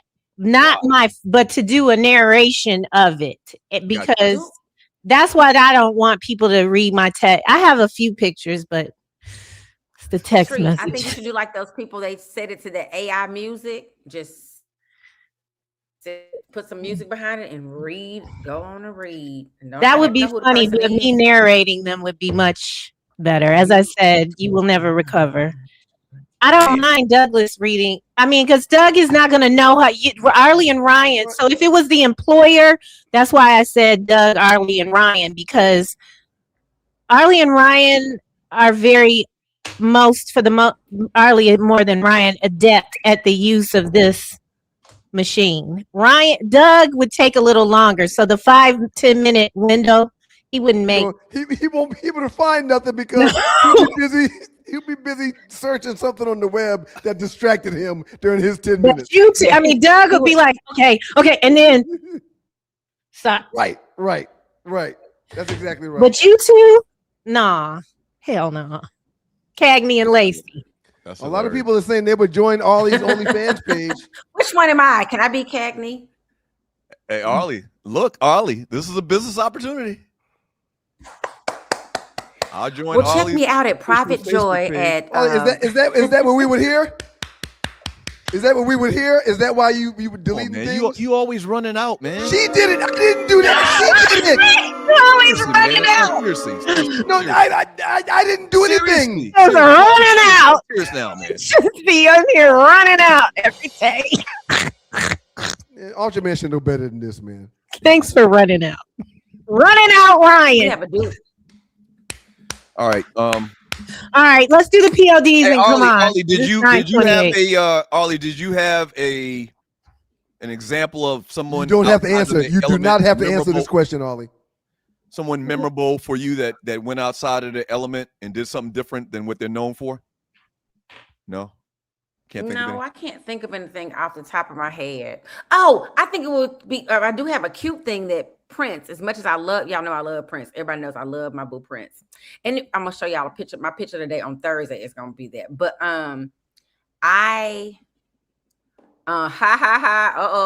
look at Real. He telling some things. He telling on himself. You don't want Tisa to find out the pictures you and She's in it. She's in it now. Go ahead, Arlie. She in the group. They probably talking about the 2 Live Stews and dogging y'all out, or us, the 3 of us out, and they don't want us to see it. Harley, he was asking you if you have a memorable person who was doing something. Okay. Prince was, but I also, when you put that up there, it made me recognize that I could speak on that too, because it was a topic. But anywho, Prince did Sesame Street, and I thought it was the cutest thing. You know what? And you would think Prince's sexuality I remember that. That's a good one, Arlie. That's a good one. Let's expand the Prince thing. Before Purple Rain came out, when they started advertising for Purple Rain that Prince was doing a movie, I think in my mind, and maybe I was, 15 years old or whatever, when Purple Rain came out. In my mind, I remember saying to myself, how's that going to work? I've never really even seen Prince talk. That's true. Did a whole movie and it was actually good. That wasn't a shock to you, Arlie? She's on a delay. I don't know if it was a shock. I am on a delay, and I don't know why, because my mama got the good internet over here, so I'm not sure what it is. I'm about to go sit next to it. I don't think Prince's movie shocked me that much, because I was internet when we get a chance after the show. So it's wherever I go. Purple Rain came out in 84. Purple Rain came out in 84. I was 15 years old when they were promoting that. It was a question in my mind. Prince is gonna do a movie. Prince rarely even. I've never seen footage of Prince even talking. It was a great movie, and it worked out. Great movie. Great movie. That's a good one. All right, Ollie. Yeah, you got bad connection. Let's talk about your internet connection at some point later on today. Yeah. What? Wait, she's got to do her POD. Oh, okay. I understand. I had the same thing. All right, y'all ready for the PODs? Yes, let's do it. Pictures of the day. You probably should do Doug's first versus mine, Tree. Whenever you, I don't know what order we're going in, but do. Well, Doug's I try first. to do the girls and then y'all. Okay, all right. Ollie, do you have a picture today? She does have a picture give us today. a thumbs up. I saw a message where she sent her picture of the day. Sent it where? Oh God. She said she emailed it early, is what she said. Okay. Oh, there it is. So this is my POD. Now listen, I was very concerned about coming back here. While I was gone, there was a situation with the food that I haven't heard you all talking about. Lettuce. And so I was worried. And I think I have an idea of what I can and cannot eat now. That I've returned. I did go grocery shopping yesterday, but when I was in Germany, I was really worried that I wouldn't like the food there. And what I want to say is I didn't really eat any authentic German foods. I need seasoning. So I ate Italian, but I really wanted a margarita and some tacos. And lo and behold, the Lord saw fit to bring me to this stellar place. Somebody had cooking arms back there. They put that beef in a slow cooker because I asked them. And yeah, it was a good time in the Lord. But I've been eating arugula instead of lettuce since I got back. Well, it's the same, isn't it? I mean, the arugula and lettuce are two different things. Yeah, I know they're different things, but it's one and the same, isn't it? I don't think so, but I need something green to go and to fill up. So yeah, that's my POD. So Tree, we got you back from your trip. You were gone. You were in Germany for 10 days. Give a final assessment of your trip. You're a world traveler. Give us your thoughts on Germany. I definitely didn't think that I would like it. I didn't think I would like it. I just imagine Nordics everywhere, which that is a lot of what I saw. But I did see a lot of Black people. Like there was a lot of Black people. Heavy military presence in Germany. Absolutely. Will I will go back there. It just wasn't something that I would have. You know, one of the things I like when I was there, Tree, when you're on the Autobahn, it's lots of land and you just see tons of acreage, and then you turn a curve, and then down the road, like 4 or 5 miles off into the sunset, you see a big ass castle out of nowhere. Yeah, I really like that aspect of it. Yeah, and again, like just it wasn't as white as I feared. I don't fear Caucasians. I'm over them right now. I am. I'm sorry. So here's Arlie's POD. Yeah, it was two people's birthday. I got a chance to go hang out with Arlie, Brown. 1,000% better. Your reception, you moved to the exact perfect place in the house, Arlie.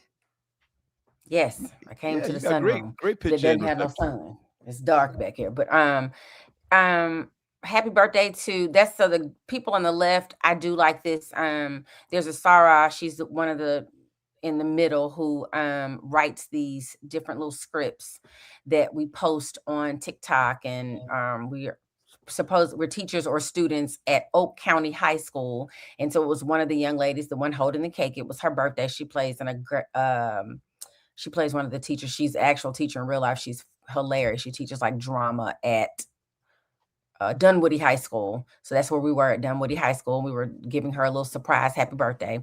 And then that's Brown. Shout out to Brown. I made it after Doug and Ryan left. I didn't get to see them. They said I just missed them, but I came by to sing happy birthday and have a cocktail and, celebrate. Happy birthday, Brown. Happy birthday. Happy birthday, cute. I hate I missed you yesterday, Ollie. I would have loved to see you. I hate I missed you. But I saw your line brother. So shout out to all the and my ex-husband. I missed my ex-husband's line brother too. I heard he had been there. Oh, that's right. Yep. Two of them. Yep. All right. Well, Hirsch didn't. He's 95, I think. Hirsch is 95 or 98. Damn. You're right. He's 95. I think you're right. He's 95. I thought Herschel was 92. He out with the brothers a lot. Oh, he loves the brothers. He coming on a cruise. He said he coming on the cruise, and so did Penn. Penn said he's coming on the cruise too. And so did Claude. All of them said they coming. They bringing their booze and cruising. Bring your booze and cruise. That's what they said. Booze and cruise. Ryan, you wanted me to do yours first or his? Doug's first. Mine first. Okay, yes, sir. Bam. There it is. Shouts out to a bunch of good brothers in the building. Yeah, that was the scene yesterday at Sauce. Real good, good look. Brown right there with the Dodgers jersey on in the back with the shades. Center left. He's the birthday boy. That's Penn, the high yellow guy in the center right is Penn in front of the TV. See Black with the Lakers jersey on. That's me in the front. Doug is right below me in front of Brown. That's top left is Cliff, a Missouri State maybe. And I think that's a couple of other good brothers in here. You see Hirsch right to see Black's right shoulder. Some really great pictures. Some really great brothers pulled up to celebrate Brown's birthday on yesterday. I knew it would be just like it was. Rel Scott says, bring Rel back up for a second, Tree. Rel says, all y'all ninjas look sauced up. Let me Why are you standing up? I got offered at least 25 drinks yesterday. Yeah, that's why I had to I passed down them all so that I can bring y'all this quality radio show. So driving up, I rode through torrential rainstorms, and while in Atlanta, I drove through torrential rainstorms. When you left my house, we started cutting up. Okay, so my wife overheard the rain and was like, "You sure you don't want to just come home because the weather's bad?" I said, "No, not at all. Sauce is going to be on fire, and I'm going to support my chapter, bro." Very glad I stayed. So by the way, the plan is we're going to do some viewing parties for the NFL coming up this season as well. And one of the places we're going to be at is Sauce, definitely. Talk to the manager, the guys in the manager. I think he's the owner that sat down by us yesterday.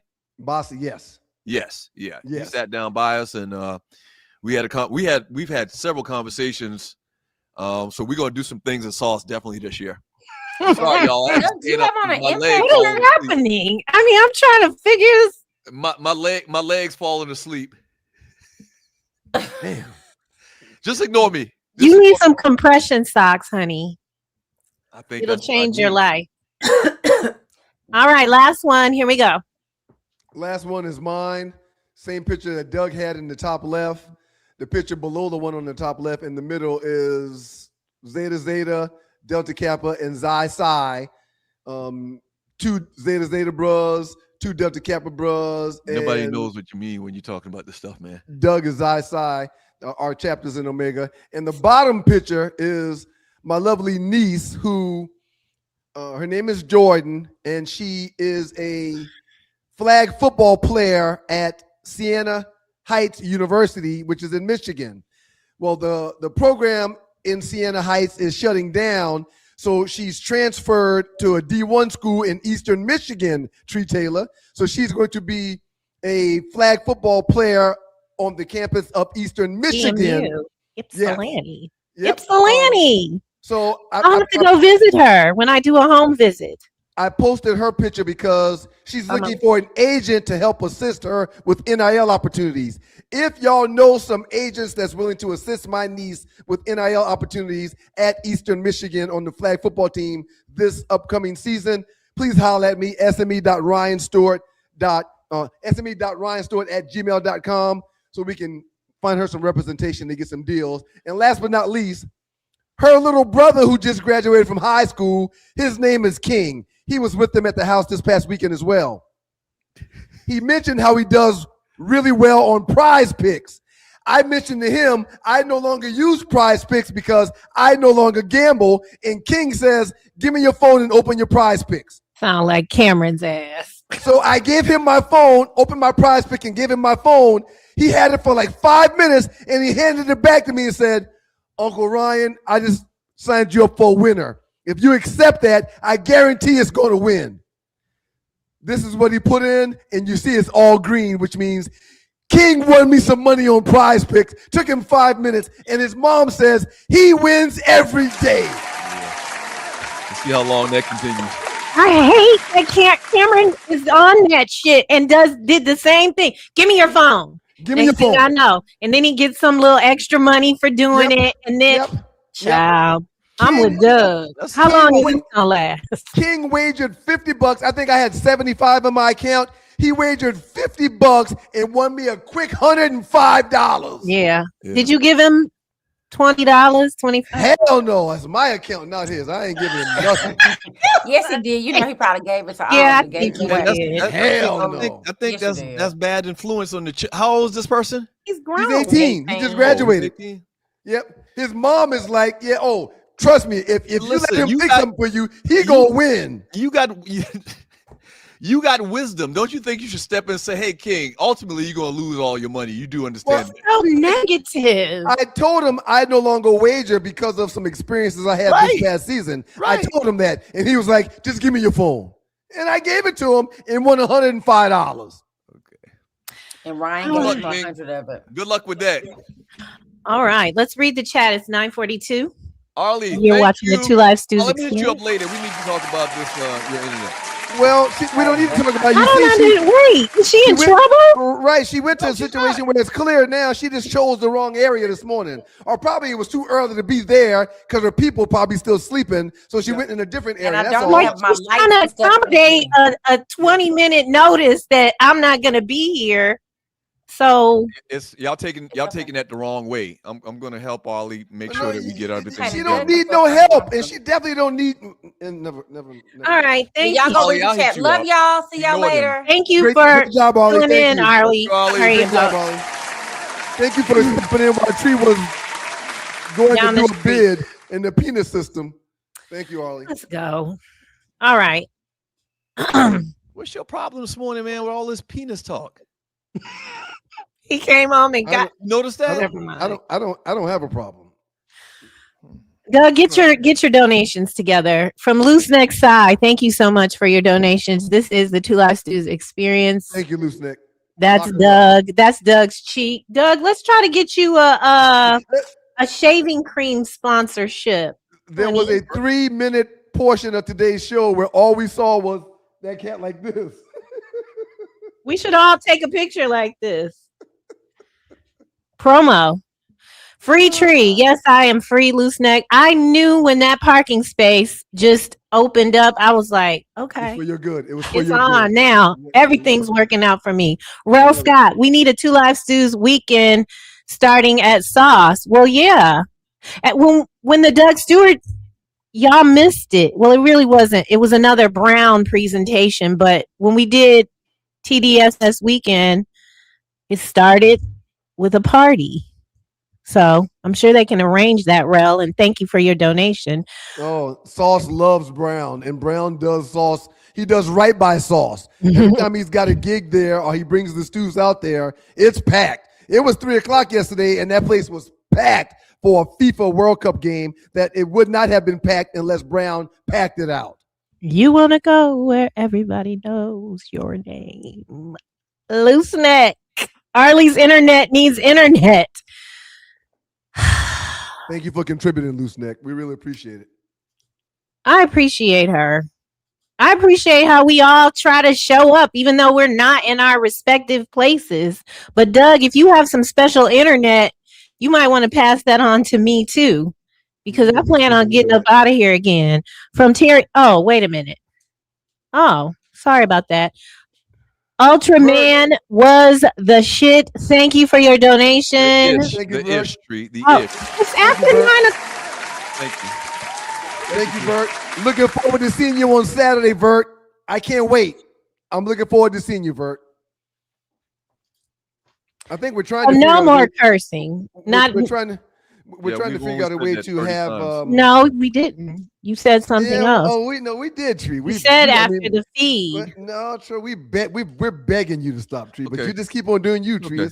No, it's I okay. can It's okay. do something else too. Uh, I didn't Shouts know. out to Vert. I'm trying to figure out a way to get these wonderful people at Black Eden 1912 to be a sponsor of the pool party this weekend. I think Brown's working on that. Hopefully, even if Brown doesn't figure that out, I'll have a bottle to share so listeners can come and get a taste if you just ask for it. So shouts out to the wonderful people at Black Eden, who is today's sponsor of today's show. Mhm. Okay, I've got some donations to the Two Live Stews Cash App. Last one over Third here. way, by the way. Go ahead. Loose neck side. Thank you so much. Doug's side profile is number 8 on that poster on the wall in the barber shop. That's funny. We appreciate you, Loose Neck. Thank you for your contributions, man. Doug, do I need to have some music ready for you over there? Let's see. Does anybody have their own music? Yeah, let's get Osiris's music ready. All The right. benefactor to the Two Live Stews says he's taking his kids to Disney World, or not Disney World. What did he say? SeaWorld? He said SeaWorld, right? SeaWorld. He said SeaWorld. Yeah, in the pregame show, Osiris, one of the big benefactors to the show, says that he's taking his daughter to SeaWorld. Get ready to pull your wallet out for real, player. Yeah. Anything in that Orlando area where it's an attraction, SeaWorld, Disney World, you about to pay out of this world. But he's taking his daughter to SeaWorld, and he donates on his off day, on his vacation day, $40 for the stews. Thank you, Osiris. Lights on. Next year's golf trip is going to be in Orlando, so I'm taking the family with us. And while I'm golfing, I'm sure they're probably going to visit some of those theme parks. Your wife is like, "Oh, we don't want to go without you." And I said, "Oh, no, it's okay. Y'all go ahead. Y'all go ahead." And Save Osiris just gave the 125 emoji for of the me. black fist. Shouts out to John Dingle, who donated $15. Appreciate you, John. He says Stop great that show as music. usual. Thank you, John. I did. Thank you, John John. says Thanks great for that. show as usual. My man Griff, North Carolina A&T's finest, says something for the building fund from Griff. Appreciate you, Griff. Thank you, $5. Griff. And Loose Neck Side, Southern University's own. I think he went. Yeah, he goes to Southern. He went to Southern. I think I got music Loose- for Loose Neck, too. Loose Neck donates $15 to the church fund, to the building fund. Thank you, Loose Neck. Ryan, Huh? you have to pay for all that, please. Okay. All right. That's not Loose Neck's. I didn't know Loose Neck had music. All right. I apologize. There Mhm. you go. Those are the direct to Cash App donations for the students. Thank y'all so much for Thank your y'all. contributions. We appreciate it, y'all. Let's finish the chat. Terry Clark says, "Baby girl done stepped in it at Toast. Still can't believe what they have done with the previous owner, Steve. When money gets involved, better watch your back." What did they Better watch your do? What? A couple of people have mentioned the previous owner. I had never been to that place until, like I said, like a year ago. Clearly, Bree likes has it because history. It's been there for a long time. You live literally. You used to live for the last 25 years. Your house Down was the street. 5 minutes from Toast. Yep. Yep. Yep. Right. And you know who introduced me to toast? Who? My niece, your daughter, Bree. Right. Yeah, she must have frequent there a lot. Yeah, we met Uncle Troy, Godfather Troy, and Bree at Toast with the whole family a couple of times. I let Bree choose where she wanted to go. She said, "Well, how about we just go to Toast?" So she's a loyal contributor to Toast, which maybe she isn't anymore. But shouts out to my niece Bree. I can keep going. Yeah. Yes, please. No, I do not live on top of the courthouse, but I do live fairly close to the courthouse, Rel Scott. So you didn't have to go downtown. You went to the courthouse on your side of town. I went to Garnett Street. Yes. Okay. Yep. That's not far. Yep. This is a good point. Adrian Williams says, if you are still trying to get your FIFA souvenirs, there may be some available for 70 to 90% off. I definitely want a hat. Yes, I saw some jerseys on sale for some main name players that were significantly cheaper now that the World Cup is over. Significantly cheaper, yes. Oh, yeah, I'm going to get in on that. I'm probably going to try to grab a few from Mason because he loves soccer jerseys. Julius29C says, Ray Allen is not from South Carolina. He's a brat that moved here. Air Force brat that moved here. Where is he? I think I may have heard that before. It's okay. Well, we're still claiming them. St. Louis Ron, Cool G Rap is the R. Kelly of hip hop. He liked them underage girls. Ooh, I didn't know that. We don't know that. Has he been convicted of a crime? If he's been convicted of something, let us know. But the hearsay isn't needed, St. Louis Ron. The hearsay is not needed. Rel Scott, yes, we should have posted that. He says he got his bottle of Black Eden, tagged the Stews and Black Eden. Two of his boys from Philly also ordered a bottle using the Two Live Stews code. Dope. Appreciate you, Rel. Let's talk about it for a minute. Picture of Rel. Let's combine all of the pictures of people that have bought Black Eden bottles already, and let's display those on the show. The discount that he's referring to is, as a listener of the Two Live Stews, you get to enjoy $20 off of your online purchase by visiting blackeden1912.com/Two Live Stews and using the promo code Two Live Stews at checkout. Rel, we really appreciate you, man. We really don't have my bottle. Thank you for your donation also, Rel. Well, Doug brought it for you yesterday, but because you didn't show, I think you probably take it back to the crib. Oh, you could just bring it Saturday, Douglas. I didn't know you had one for me. I was so tired yesterday. It wasn't going to happen. Fred G. Sanford 22. I use Ryan singing as my alarm system. I have scared off several tiptoe burglars. Happy birthday to you. That's right. That's right. Richard Bullock would like to know if we can book the Stews for a baby shower. Yes. Absolutely.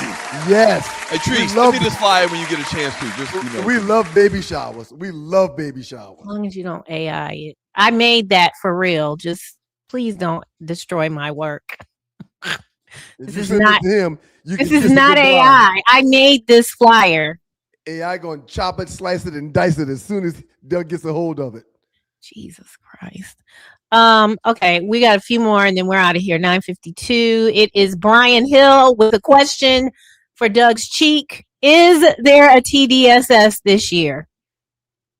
Doug's Cheek responds. You know what? Doug's Cheek TDS responds. is when I used to do a show by myself a couple years. You're killing it. It's basically a celebration of everything stew in Atlanta, and we haven't had it like in the last 2 years because of schedule. We've had it. Something. Maybe we'll just combine it with some other event. He just wasn't there. They've had it without your presence, sir. It's been had.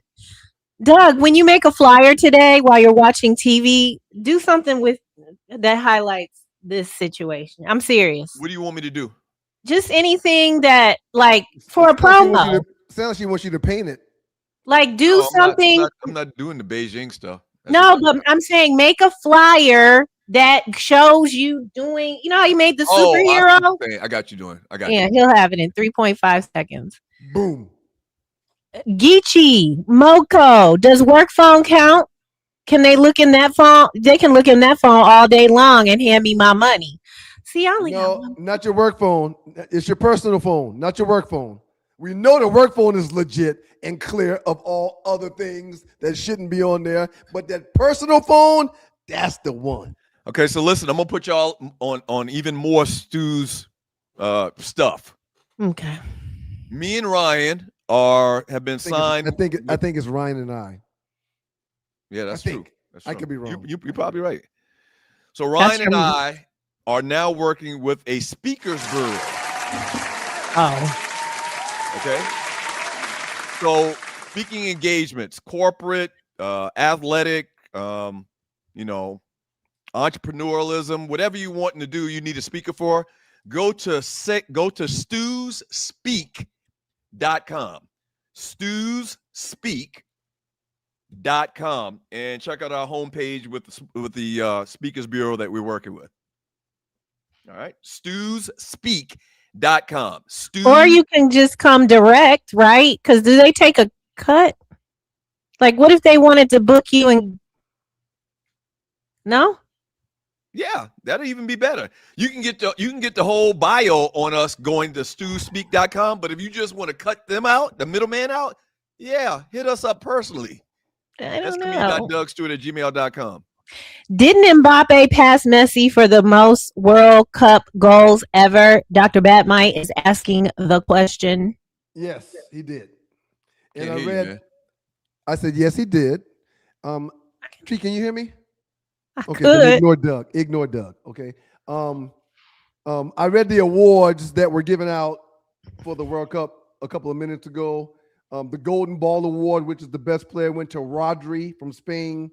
The Silver Ball Award, second best player, went to Lionel Messi from Argentina. The Bronze Ball, third best player, went to Kylian Mbappe from France. Mbappe also won the Golden Boot Award.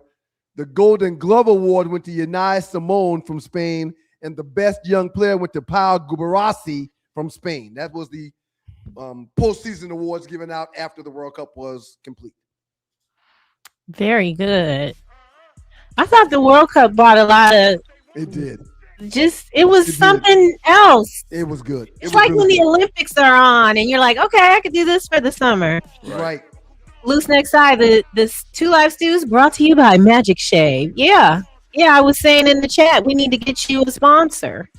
Yeah. Well, we're working on some people to help us do some things like that. Literally building the team. I saw that. Yeah, I saw that post. Good time, Grego. What's up? Where in the world are you? He says they're not going to stop eating that $25 toast and $60 Long Island iced teas. Yeah, the drinks are very expensive. I've never been there. It's the food is good. I'm all right. The food is good and the vibe is good too, but she probably just cut her own nose off to spite her own face by inviting nobody to come by. It's too bad too.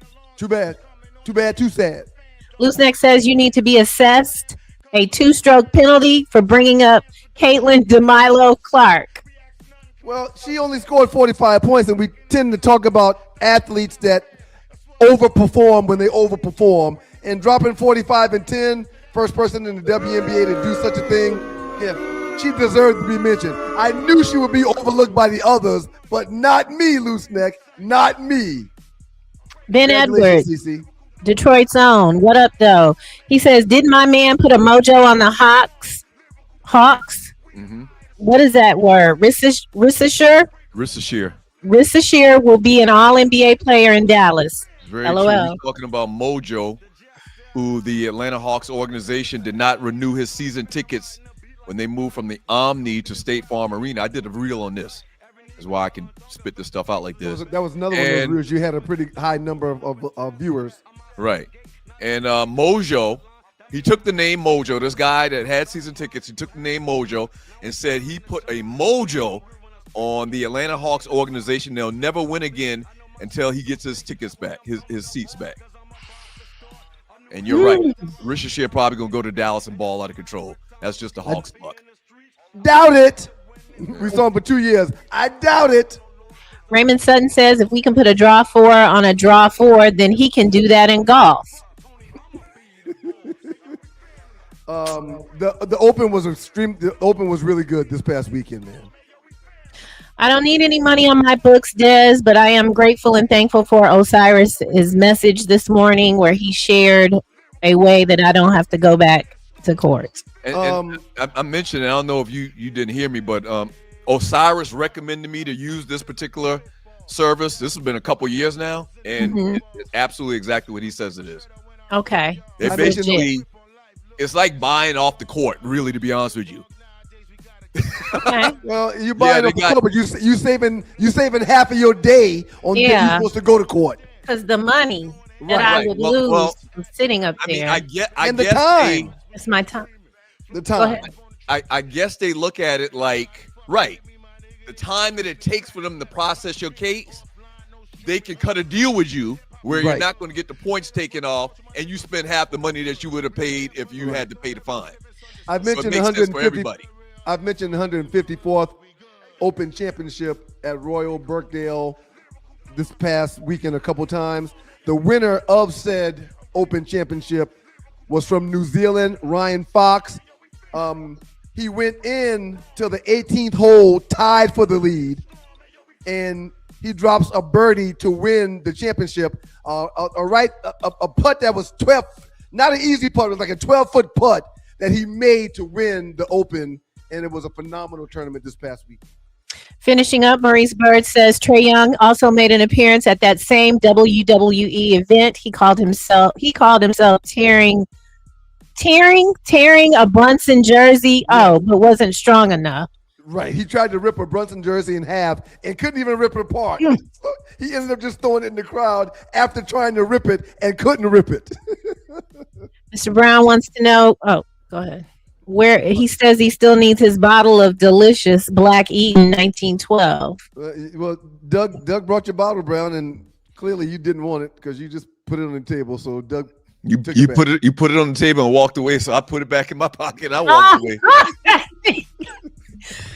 You be checking. Well, you would have been a great bodyguard. You would have been great at Secret Service. I mean, you don't miss anything. How does a man bring you a bottle of Black Eden 1912 and you look at it and smile and put it on the table and leave? Yeah, you can't just leave that bottle there. Yeah, but what is he supposed to do? Carry it around drunk? Yesterday with the people that showed up for his 50th birthday celebration. Very distracted. Terry Clark. Very distracted. No comment. This guy is like freaking, what's the guy name of a Playboy? Mm-hmm. Brown is the Hugh Hefner of a ATL. So all over the place. Okay, Terry Clark, post this trade. Hawks have been the best perimeter defensive team in the Eastern Conference, in my opinion. They're very good on the wings, no question at all. I agree with that 100%. But it takes more than just having a few defensive wings to have success overall as a team. It takes a little bit more than that. If this kid that we just drafted out of Houston pans out, man, I can't call his name right now. I will in a second. But if he pans out and can take over for McCallum at that point guard position, man, and be the point guard of this team, Hawks are really good shape. Lou Dort. No, I'm not talking about Dort. Dort is part of the trade. I'm talking about the kid the Hawks drafted. Oh, the kid they drafted. Okay. Kingston Flemings. Kingston Flemings out of Houston. True, Rel. It's true. Julius 29C, what does Ultraman say before he grows? Hayata! Or Kayata. It's either Kayata or Hayata. He says pause.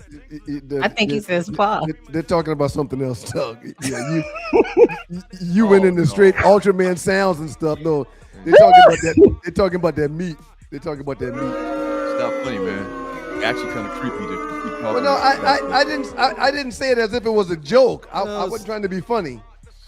I don't get you a lot. And then I said pause.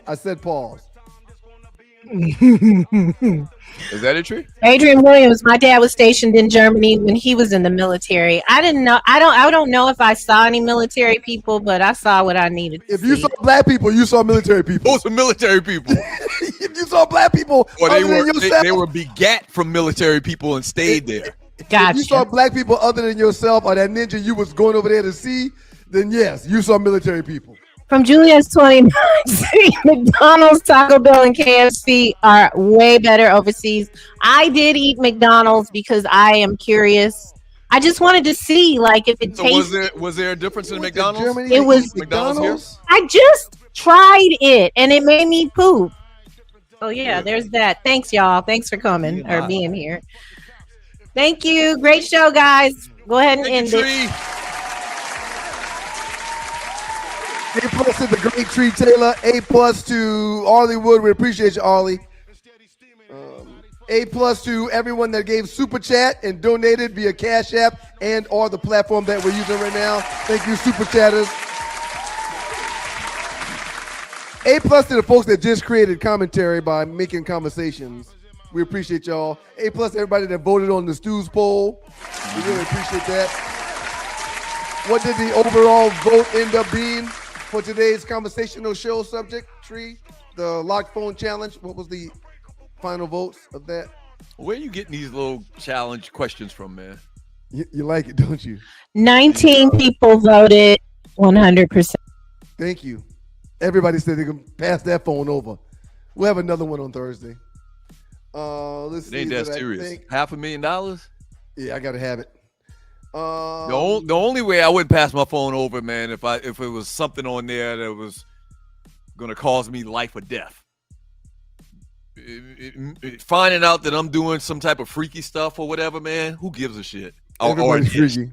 Everybody with the right people are freaky, man. Yeah. And I think that's everybody. And shout out to you, Doug. You get an A+ for today's Galloway, show too. appreciate you, Pope. Thank you, man. Thank you, get an Shedder. A+ too, sir.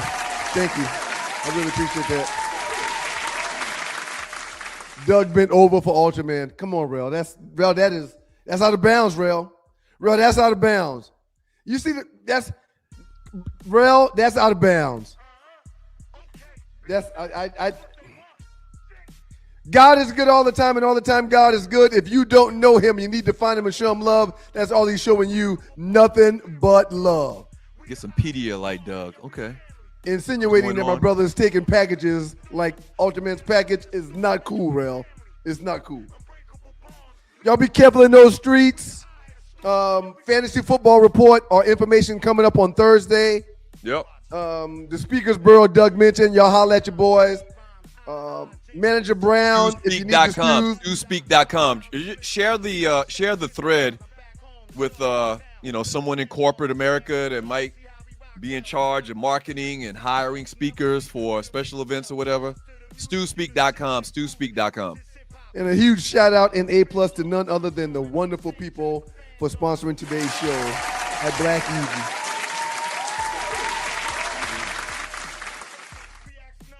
Absolutely incredible, man. They sponsored the show, and we really appreciate the good folks at Black Eden. I mentioned God already. I'll do it again. He's good all the time, and all the time he's good. If you don't know him, you need to find him, show him love. It's all showing you nothing but love. Peace, y'all. We see you on Thursday.